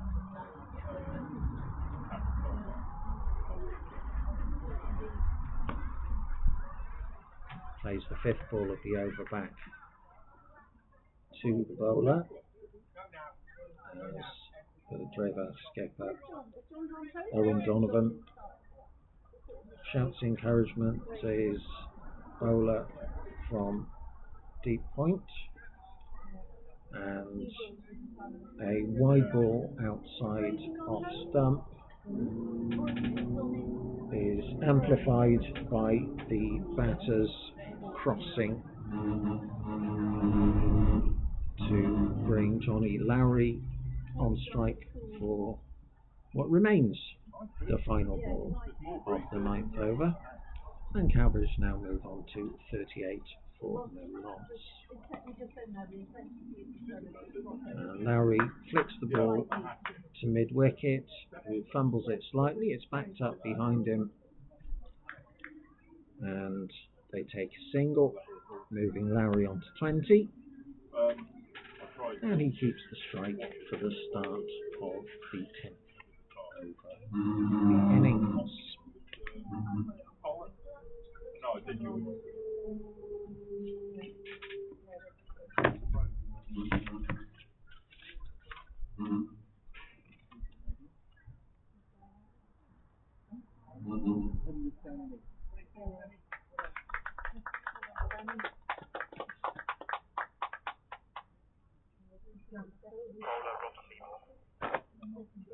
Thank you very much indeed.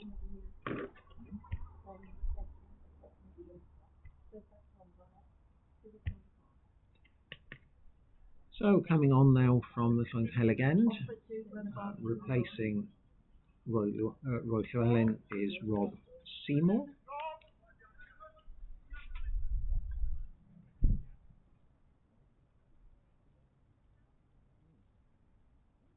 Five men short in the ring on the offside, 3 on the leg side. The first ball is defended softly into the off by Lowry. Rob Seymour bowling.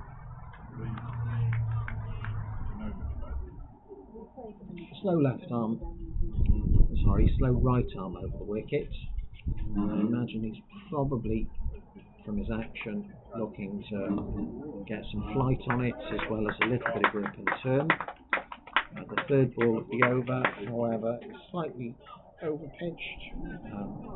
Lowry steps out to it, meets it at the point of the pitch, and strokes it back past the bowler for a straight 4 to move him to 24, and the Cowbridge total to 43 for no wickets. He then levers a ball into the covers, where it stopped at extra cover, and returns to Rob Seymour. He lets the fifth ball of the over go by past the out stump, off stump even, and with one ball left of Rob Seymour's first over, which was a dot. We've now completed 10 overs of the allocated 50 for Cowbridge to chase down 92 to win. They have scored 43 of those and require a further 49 in a further 40 overs at around about 1.2 runs per over.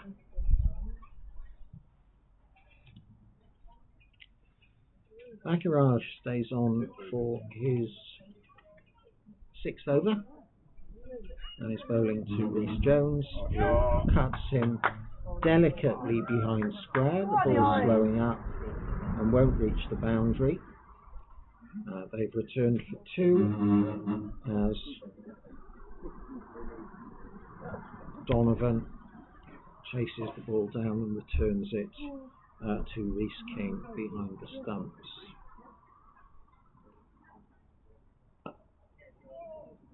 The second ball of Baccarat's over is played to an advancing walking in mid-on.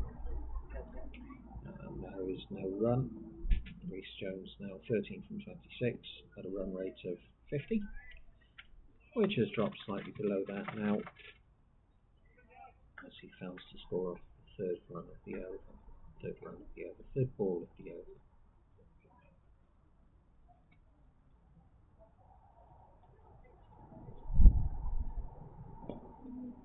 The very economical action of Baccarat means that he'd probably be able to bowl through without any undue difficulty. There's no particular biomechanical stress on his legs, although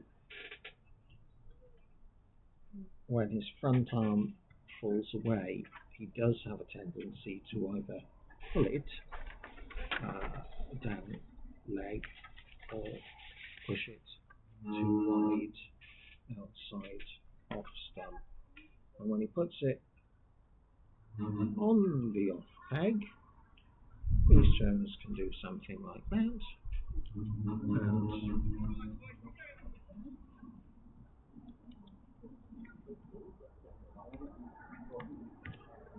push it for a single.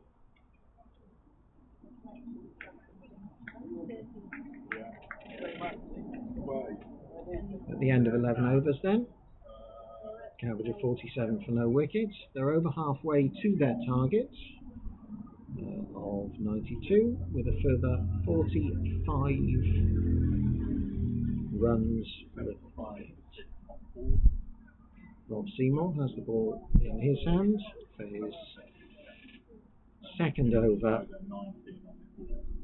of this innings.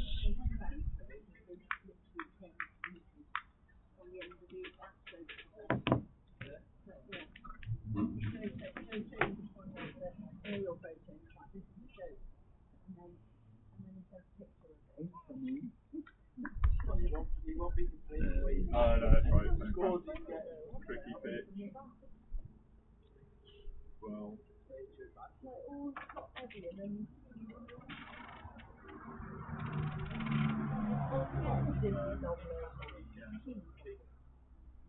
A wide ball called outside the off stump there.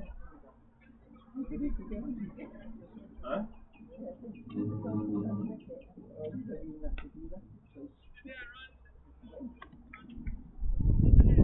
Back foot defensive by Rhys Jones to mid-off. Ball quickly recycled to Rob Seymour.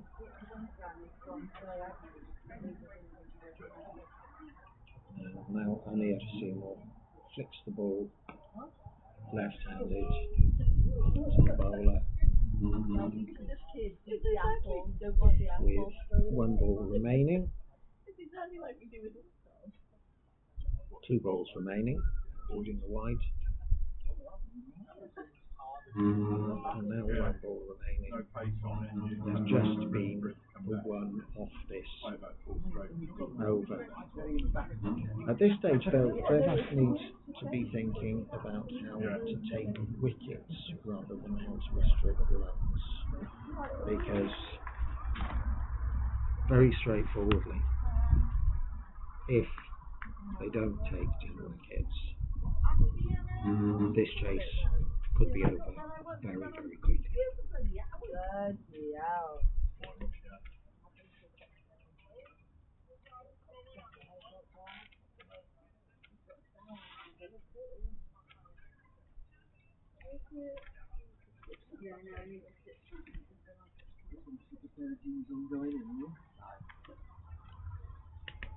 And whilst there's a change of bowler at the bare field end, some more updates from the second division. Aberdare first 11 were 198 all out in 42.2 overs against Pontoppie Lice. Seconds, Fairlin Foyle were 205 for 9 in 50 overs away at Baglan. Britain Ferry Steel firsts 255 for 6 in 50 against Maesteg Celtic.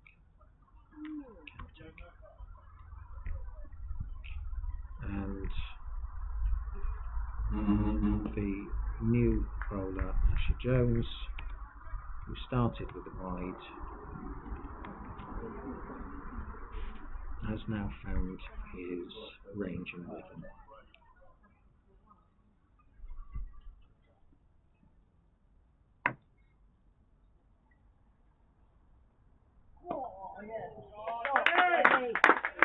Slightly overpitched delivery by Jones. A is flicked off his legs over mid-wicket by Lowry J.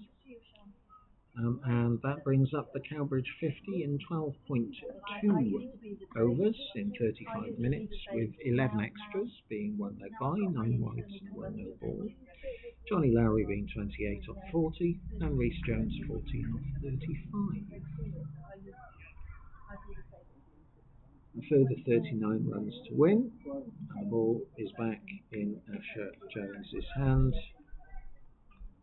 with he being at the top of his run-up. Charging in, a busy action, and Lowry guiding the ball away down to third man, where he comfortably comes back for a second as the Drefach captain, Owen Donovan, jogs to collect it and returns it to Rhys King with the gloves. Jones running in again, and this time Lowry lifts the ball to point and is comfortably caught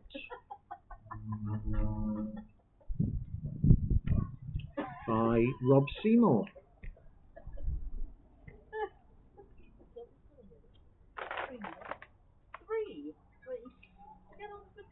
Johnny Lowry therefore being out for 30 off 41 balls, with the score at 55 for no wicket. A further 37 needed by Cowbridge to complete a victory, and the incoming batsman is Sam Williams.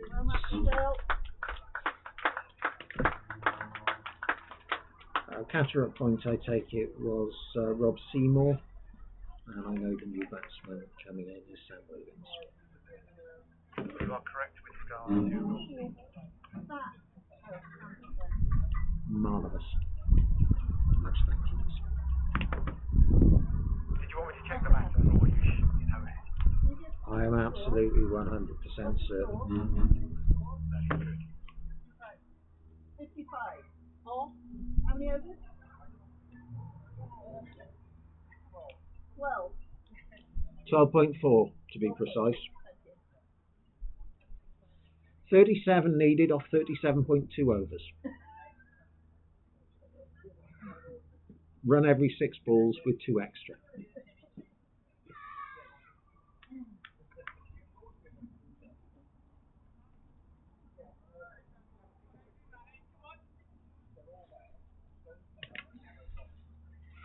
So the incoming batter now, having taken guard, observed the field, is immediately given a very kind sighter by Asher Jones, who bowls the ball down the leg side. meaning that there are now 36 runs required for Cowbridge from 37.2 overs, and Jones overcompensates now and pushes it too far outside the off stump and gives up an offside wide. 57 for 1 from 12.4 overs, and the required rate drops below 1 an over. Williams then rocks onto the back foot and dispatches a ball from what I can see from on or about off stump through mid wicket along the ground to the boundary to get off the mark with a 4.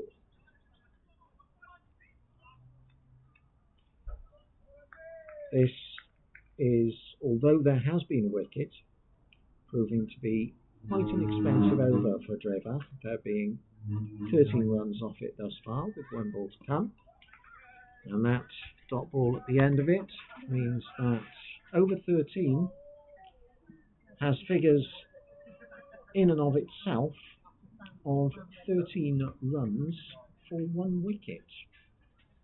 And that wicket being the wicket of the relatively fast scoring opening bat Johnny Lowry, caught at point by Rob Seymour of Asher Jones on 30 from 42 balls, having hit 5 fours at a strike rate of 71.4. And we have another change of bowling. I believe we have another change of bowler.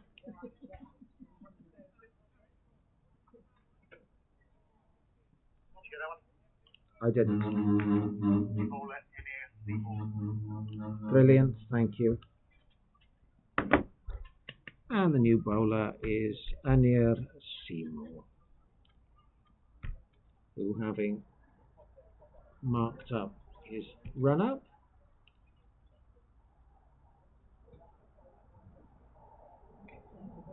immediately spears the ball onto the legs of Rhys Jones, and the batters cross for a leg by as the ball runs down to the 45 on the leg side before it's returned to Rhys King behind the stumps. It's now back in the hands of Anir Seymour, who runs in, 66 on his back, digs it in far too short, and the top edge from Sam Williams is skied and caught comfortably at mid-on.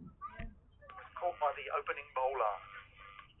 And this catch being taken by Bakiraj Pavadarajan, who looked never like missing that.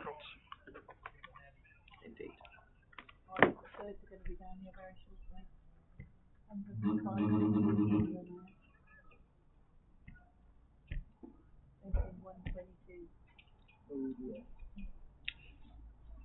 The new bat going in is the Cowbridge captain, Matthew Smart, 45 on his back, and 2/3 of 45 required for Cowbridge to reach their target. Drefach, having taken 2 wickets, have banked a point for their bowling achievements.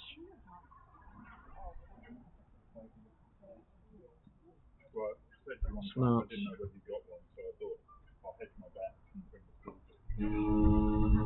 digging a full ball out to cover.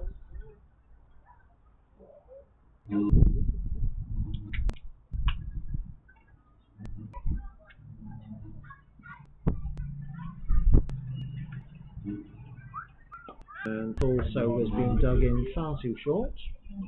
On this occasion, however, it's lifted over the leg side ring by Matthew Smart, lands safely just on the far side of the synthetic wicket, and brings Rhys Jones onto strike on 14 from 36 balls.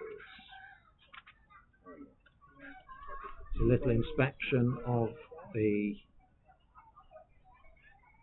ball, and the umpire is bringing it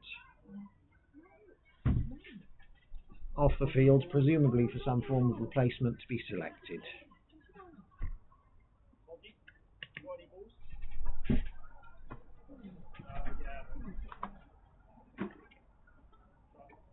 That's what I say. See, I can't do it. So that's why.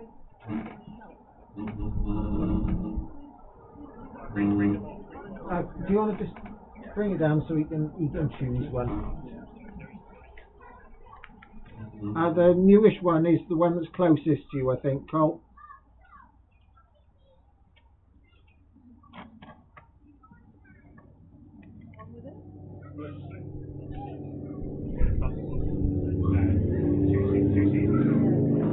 That's the problem with these orange ones. Just keep that separate to the box. We'll send it back to the league. Oh Jesus, that's rubbish.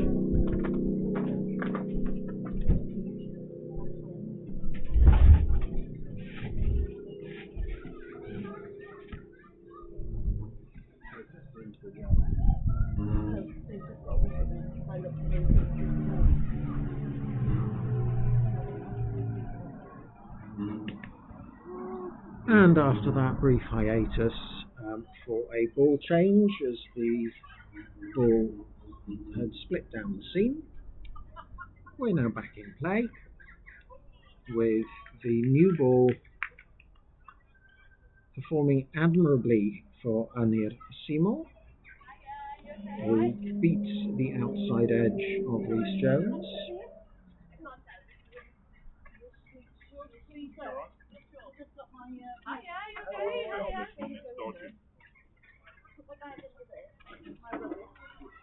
And that is a wild delivery outside off stump, which adds another run to the total and brings the total required for victory down to 28. Johnny and Sam. Then to Sam, not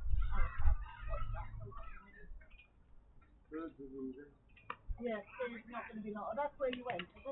An attempted pull off that ball by Rhys Jones, not really middled, and as such, I couldn't get an answer.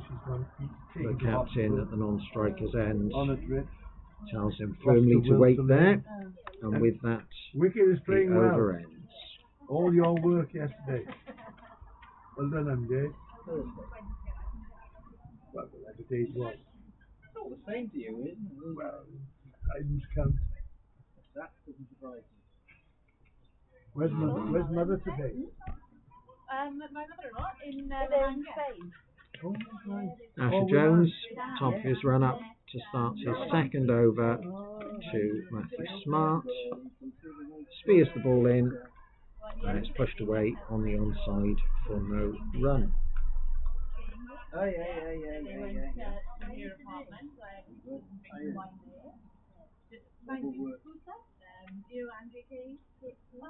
It comes in off quite a long and very energetic run-up, quite a long run-up and very energetic jump and gather, does Asher Jones. I'm not entirely sure that the momentum is entirely followed through from the run-up into the jump and gather.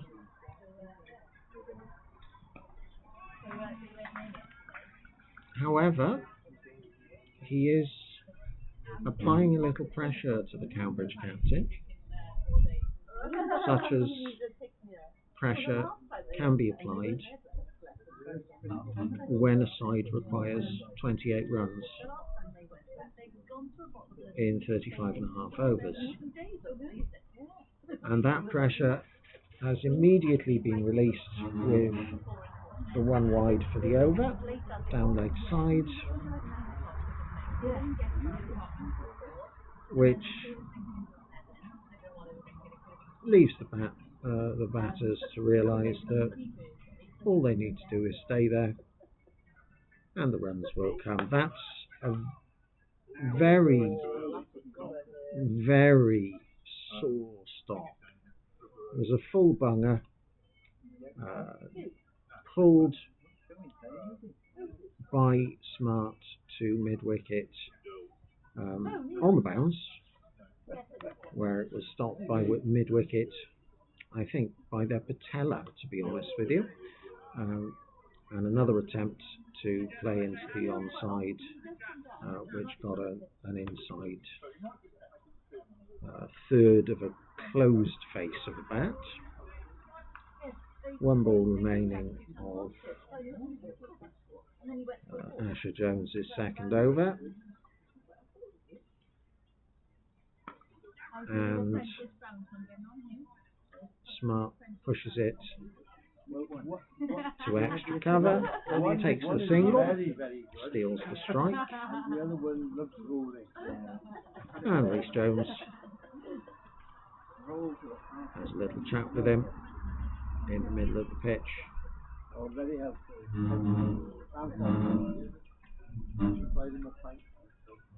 As the umpire swaps ends, square leg umpire likewise trudges from one square leg to the other, or one striker's end to the other, so to speak, and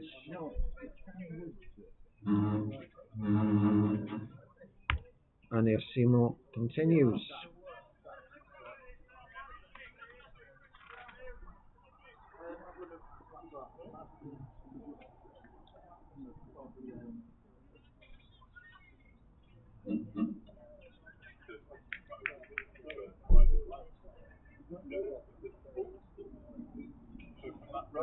The rain that we had yesterday wasn't enough to do it. It was dropping.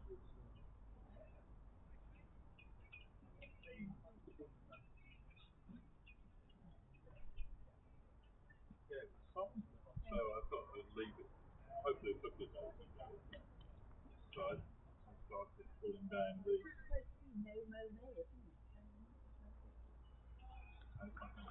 Smart lets the third ball of the over go past his off stump, as he did with the second.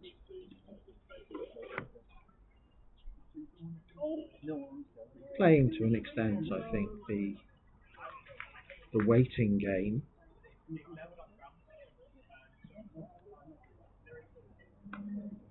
And as the ball is dug in short, Smart cuts it away through the offside of the back foot and returns for 2 runs.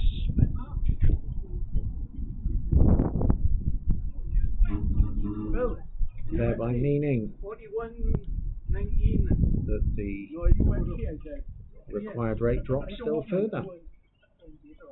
Wait to the end of the game, Hugh. Guides it to point again, and although it's straight to point, who is Owen Donovan has a deep point. They take a comfortable single,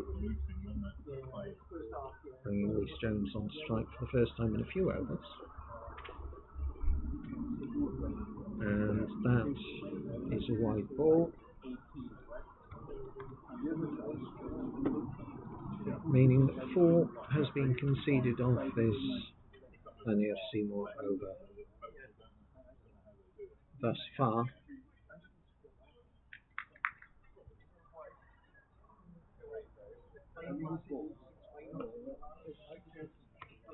The final ball of the over being stoutly defended by Smart, who tucks his bat under his arm and walks up to the middle of the strip, off the strip of course, not on the danger area, to have a brief discourse with the remaining opener, Rhys Jones, before they return to their respective ends.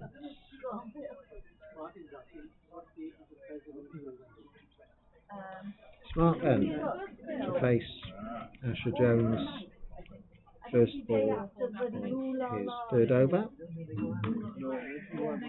and he's playing tip and run. And push the ball to the man at extra cover, set off immediately, backed up well by Rhys Jones, and they're going to look to rotate the strike now to erode these runs as efficiently as they can without taking risks. And in relation to without taking risks, Jones leaves a wide one go outside off stump and retakes guard.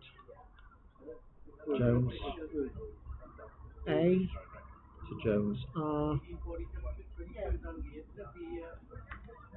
and they cancel out again. Ball is bowled, ball is left, ball is collected by Rhys King and recycled round to bowler's hand. He gets to the top of his mark, bustles in,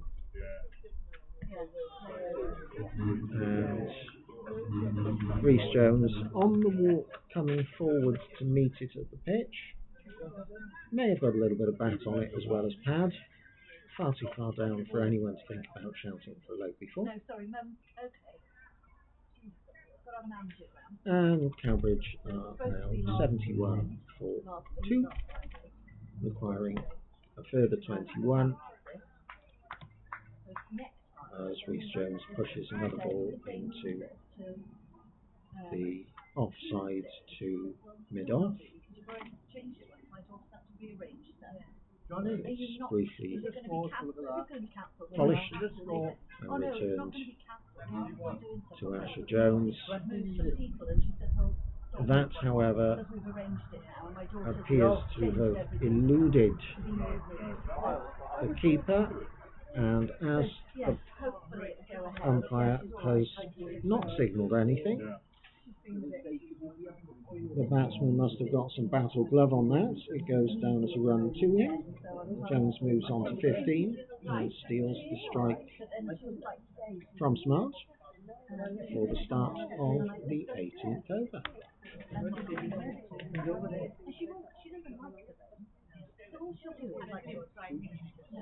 And it was like, what do you do? Is sit there and go, oh, and next and that. And of course, it isn't fair. And then she'll say, so are they going to play or are they going on? If they come on, I say, you know, when they go on, they go off again. Anyway. And as Anna Seymour continues his spell into his third over now, the sun shines down radiantly on the Broadshore of the Leisure Centre in Cowbridge, and I would encourage anyone in the area to come on down and take advantage of the fantastic facilities. An open bar,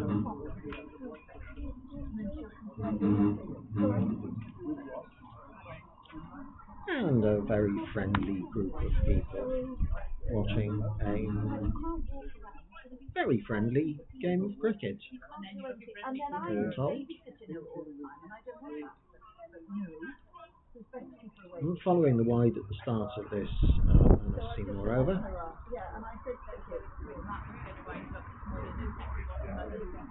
and that wide, we now have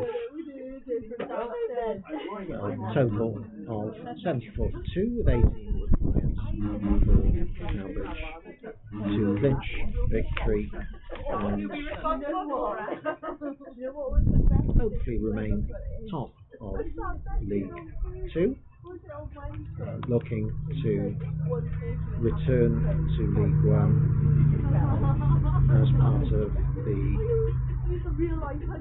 Together We Rise rebuilding programme, having stepped down several leagues for the start of last season.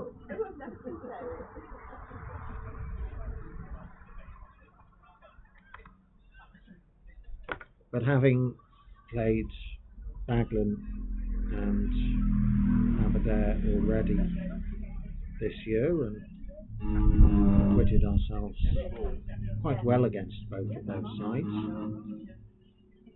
the future does appear to look bright as Rhys Jones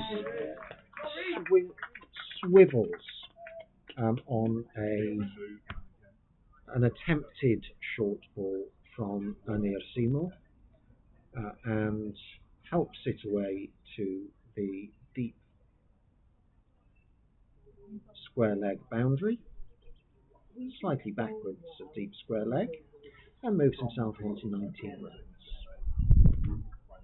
He leaves the next ball outside off, and the 18th over comes to an end with Cowbridge 78 for 2, requiring a further 14 in 32 overs at a required run rate of 0.4 per over.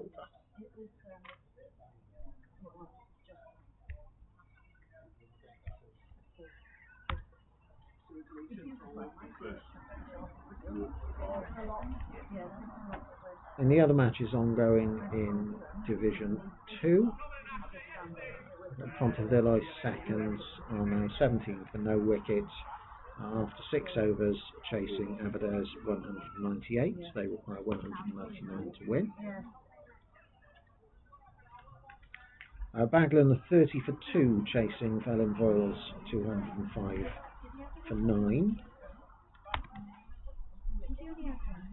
And Britain Ferry Steel, who set 255 for 6, therefore 256 for Maesteg Celtic to win.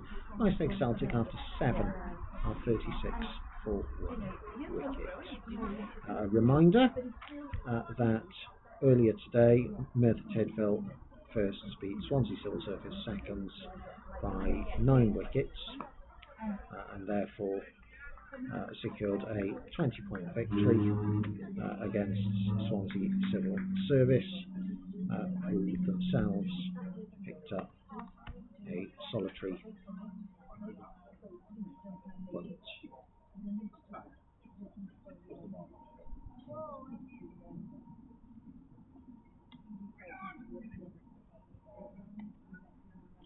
Asher Jones seems to have tied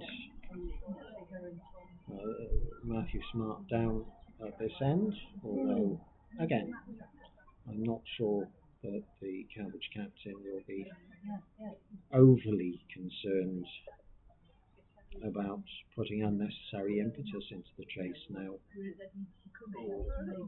Certainly, given that falls of that nature can happen from time to time, and that wide takes to second highest scorer. Extras at 20, overtaking Rhys Jones, who it was previously tied with on 19. And there is a further requirement for a radar adjustment as another delivery spears down the leg side. And Cowbridge move on to 80 for 2 wickets.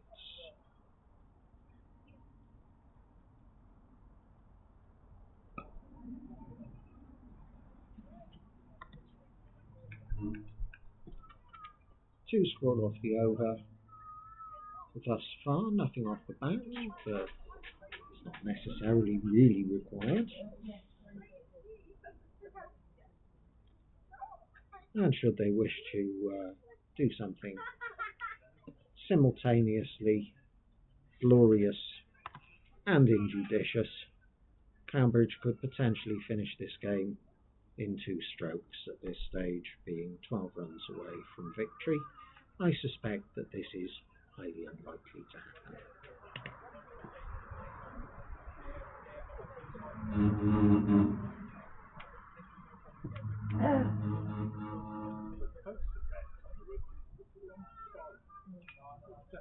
The box stand, and then above that they all lean forward. Is it that? Bowler Harry Idle. Maybe the cumulative effect of Confirmed Harry Einon. Well done. Good shit. Oh, that's a long time. I think that was a long time. You made it work. A change of bowler now at the Llanarthen end with young Harry Einon coming on to bowl, replacing Anna Seymour. 24 on his back, and bowling right arm over the wicket to Rhys Jones, who lets the first ball go past the off stump.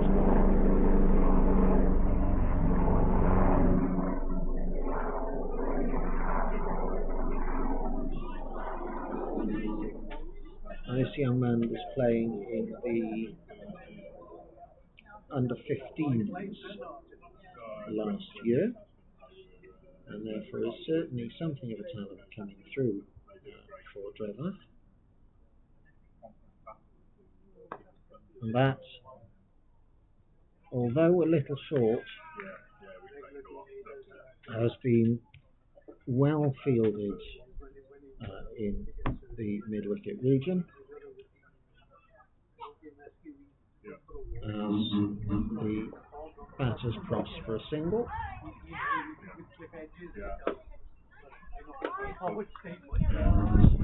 Matthew Smart leaves the 4th ball of the over to pass safely outside his off stump.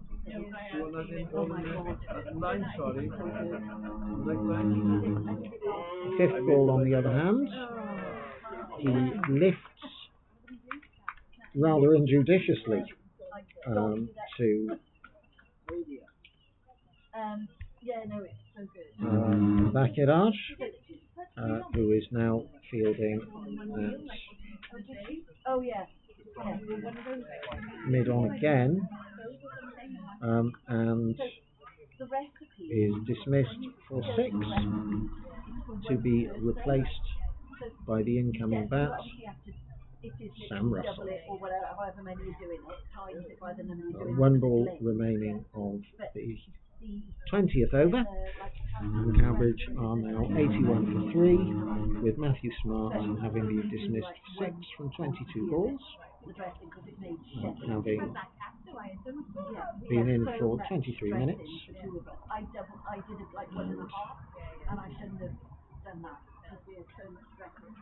and essentially having scored all 6 of those in quick pushed singles. Yeah, got that caught by Cowbridge. Sorry, Bakiraj.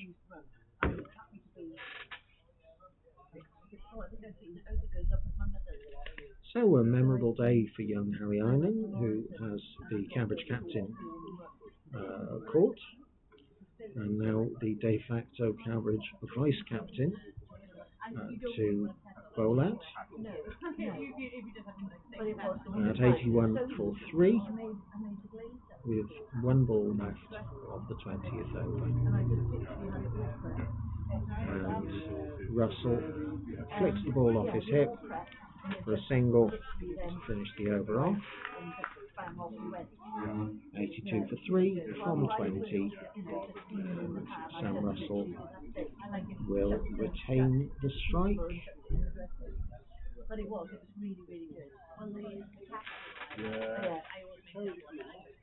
It appears that Drefach are trying to shuffle their cards as much as they can in order to try and winkle out these remaining wickets in some sort of collapse of frankly extraordinary proportions. It's not out of the realms of possibility that it may happen. However, once more, Asher Jones at the top of his run-up, loosening his shoulders and bowling an overwaist high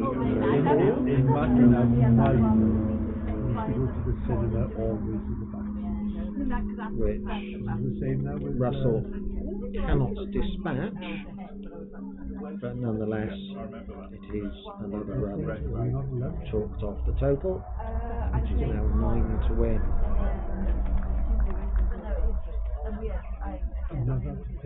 That delivery is let go outside off stump. And the question I'm starting to ask myself now is whether we're actually going to reach drinks one way or the other. I've not been playing cricket today. Oh no, stay on. A slightly lifted shot towards mid-wicket by Sam Russell. Two fielders converging, neither of which were close to being able to put in a dive to catch.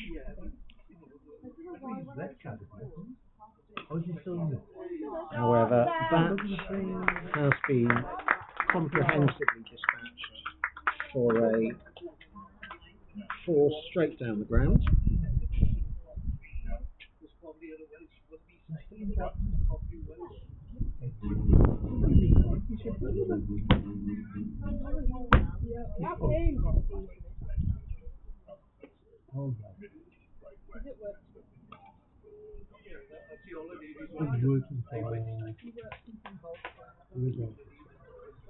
And with that single, Rhys Jones comes back onto strike with 2 balls remaining of the 21st over, and Cowbridge at 88 for 3. Solid forward defensive.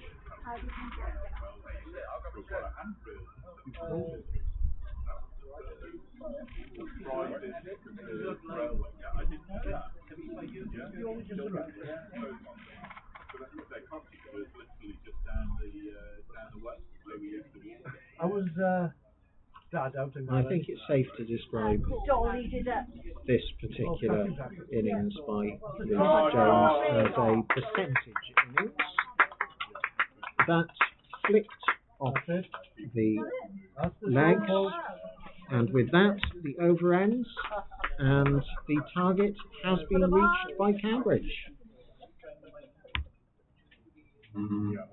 And so Cowbridge, first 11, win by 7 wickets.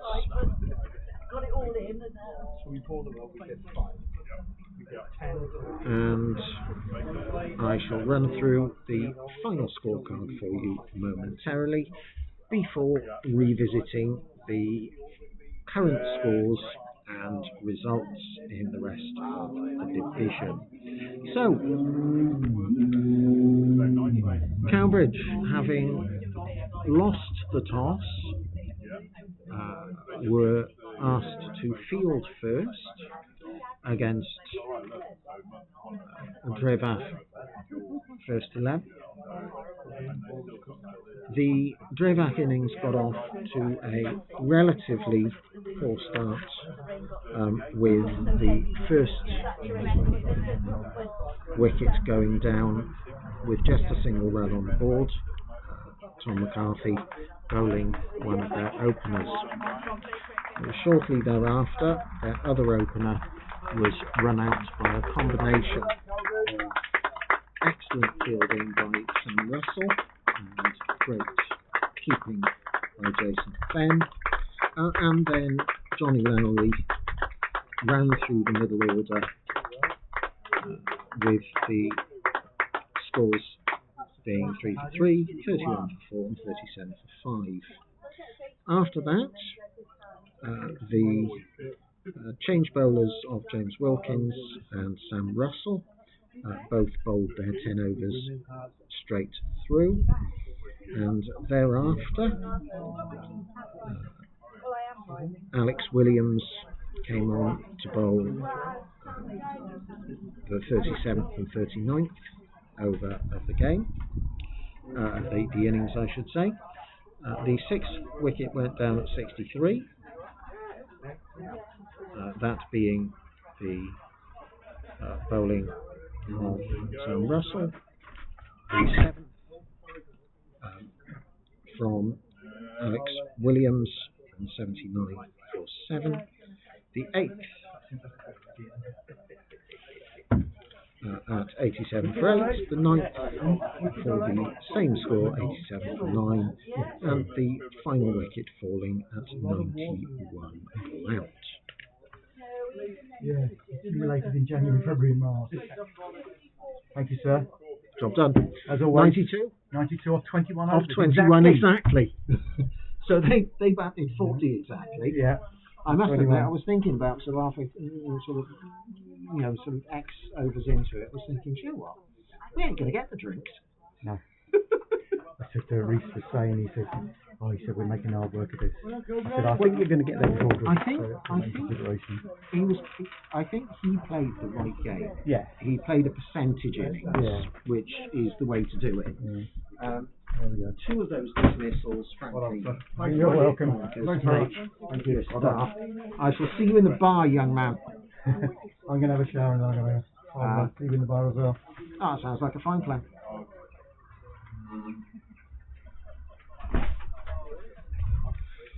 Apologies for the brief intermission while I was having a conversation with the umpire. The second innings, the Cowbridge chase, was concluded relatively promptly, with Johnny Lowry being first out on 30 with the score at 55. Sam Williams then falling a small number of balls later with a score at 62, and Matthew Smart being the third and final of the wickets to fall with the score at 81. The total of 92 for 3 was reached in exactly 21 overs. The bowling figures for Drefach being Baccarage, 6 overs, no maidens, no wicket for 20 runs. Roy Llewellyn, 4 overs, no wickets for 22. Rob Seymour, 2 overs for 5 runs. Asher Jones, 5 overs, 1 wicket for 29 runs. Anir Seymour, 3 overs, 1 wicket for 12 runs. And Harry Einan, the youngster, in one sense being the pick of the bowlers, 1 over, 2 runs for 1 wicket, that being the wicket of Matthew Smart, the over before the target was reached. Turning now to the other games in Division 2. As mentioned before, the one result we have other than Cowbridge beating Drefach by 7 wickets is Merthyr Tydfil first 11 beating Swansea and Civil Service second 11 by 9 wickets. In both of those cases, Cowbridge first 11 and Merthyr first 11 have been awarded a full 20 points, and Drefach have picked up 3 points in this match against Cowbridge, whereas Swansea and Civil Service picked up a single point against Merthyr Tydfil first 11. In the chase to beat Aberdare first 11 in Aberdare, Pontedelice second 11 are currently 33 for no wicket after 11 overs. In the chase to beat Velin Foyle at Baglan, Baglan are currently 55 for 4 wickets down in 10 overs. And Maesteg Celtic, trying to chase down 256 to beat Britain Ferry Steel, are currently 53 for 2 after 12.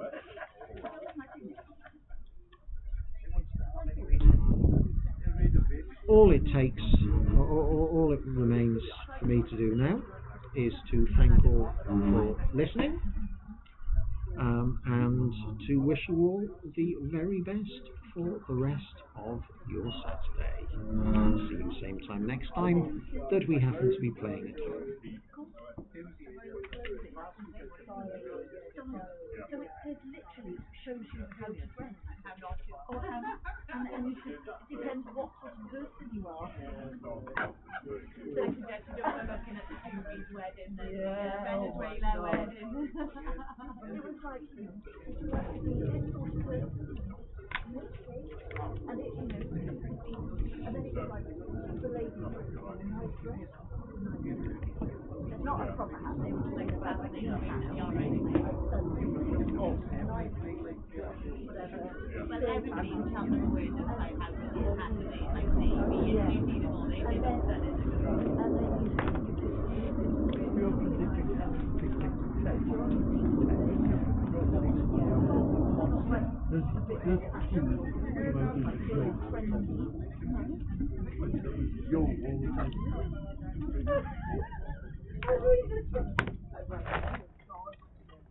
so does it the 20% off the chewing things before the health?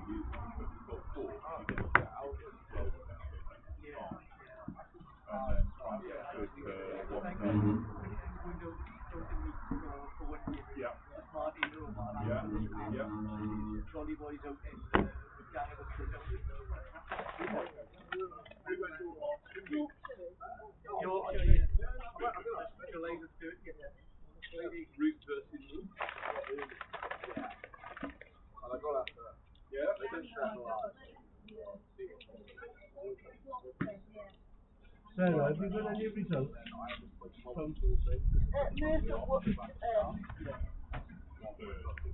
Merthyr absolutely frowns. Swansea and civil service. second, and bowled them out for 58 and got it within 9 overs. So they're still second to us and still 10 points behind. Yeah, we both got 20 points. Ill Plymouth, yeah. Used to be Hoover. Yeah. Well, Hoover's overgrown now. I think he's out in the state for now. Yeah, they are. They're trying to get a house. Watching the Morgan up there. Yeah. When did you see them now? I'm sure.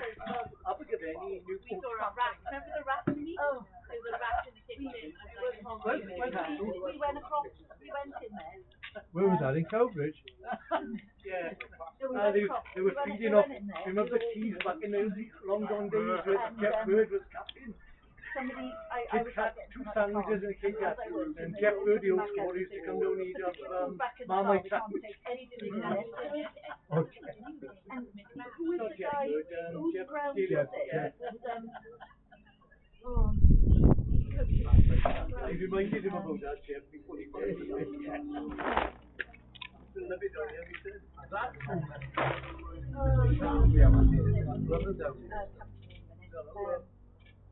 It was just in the afternoon.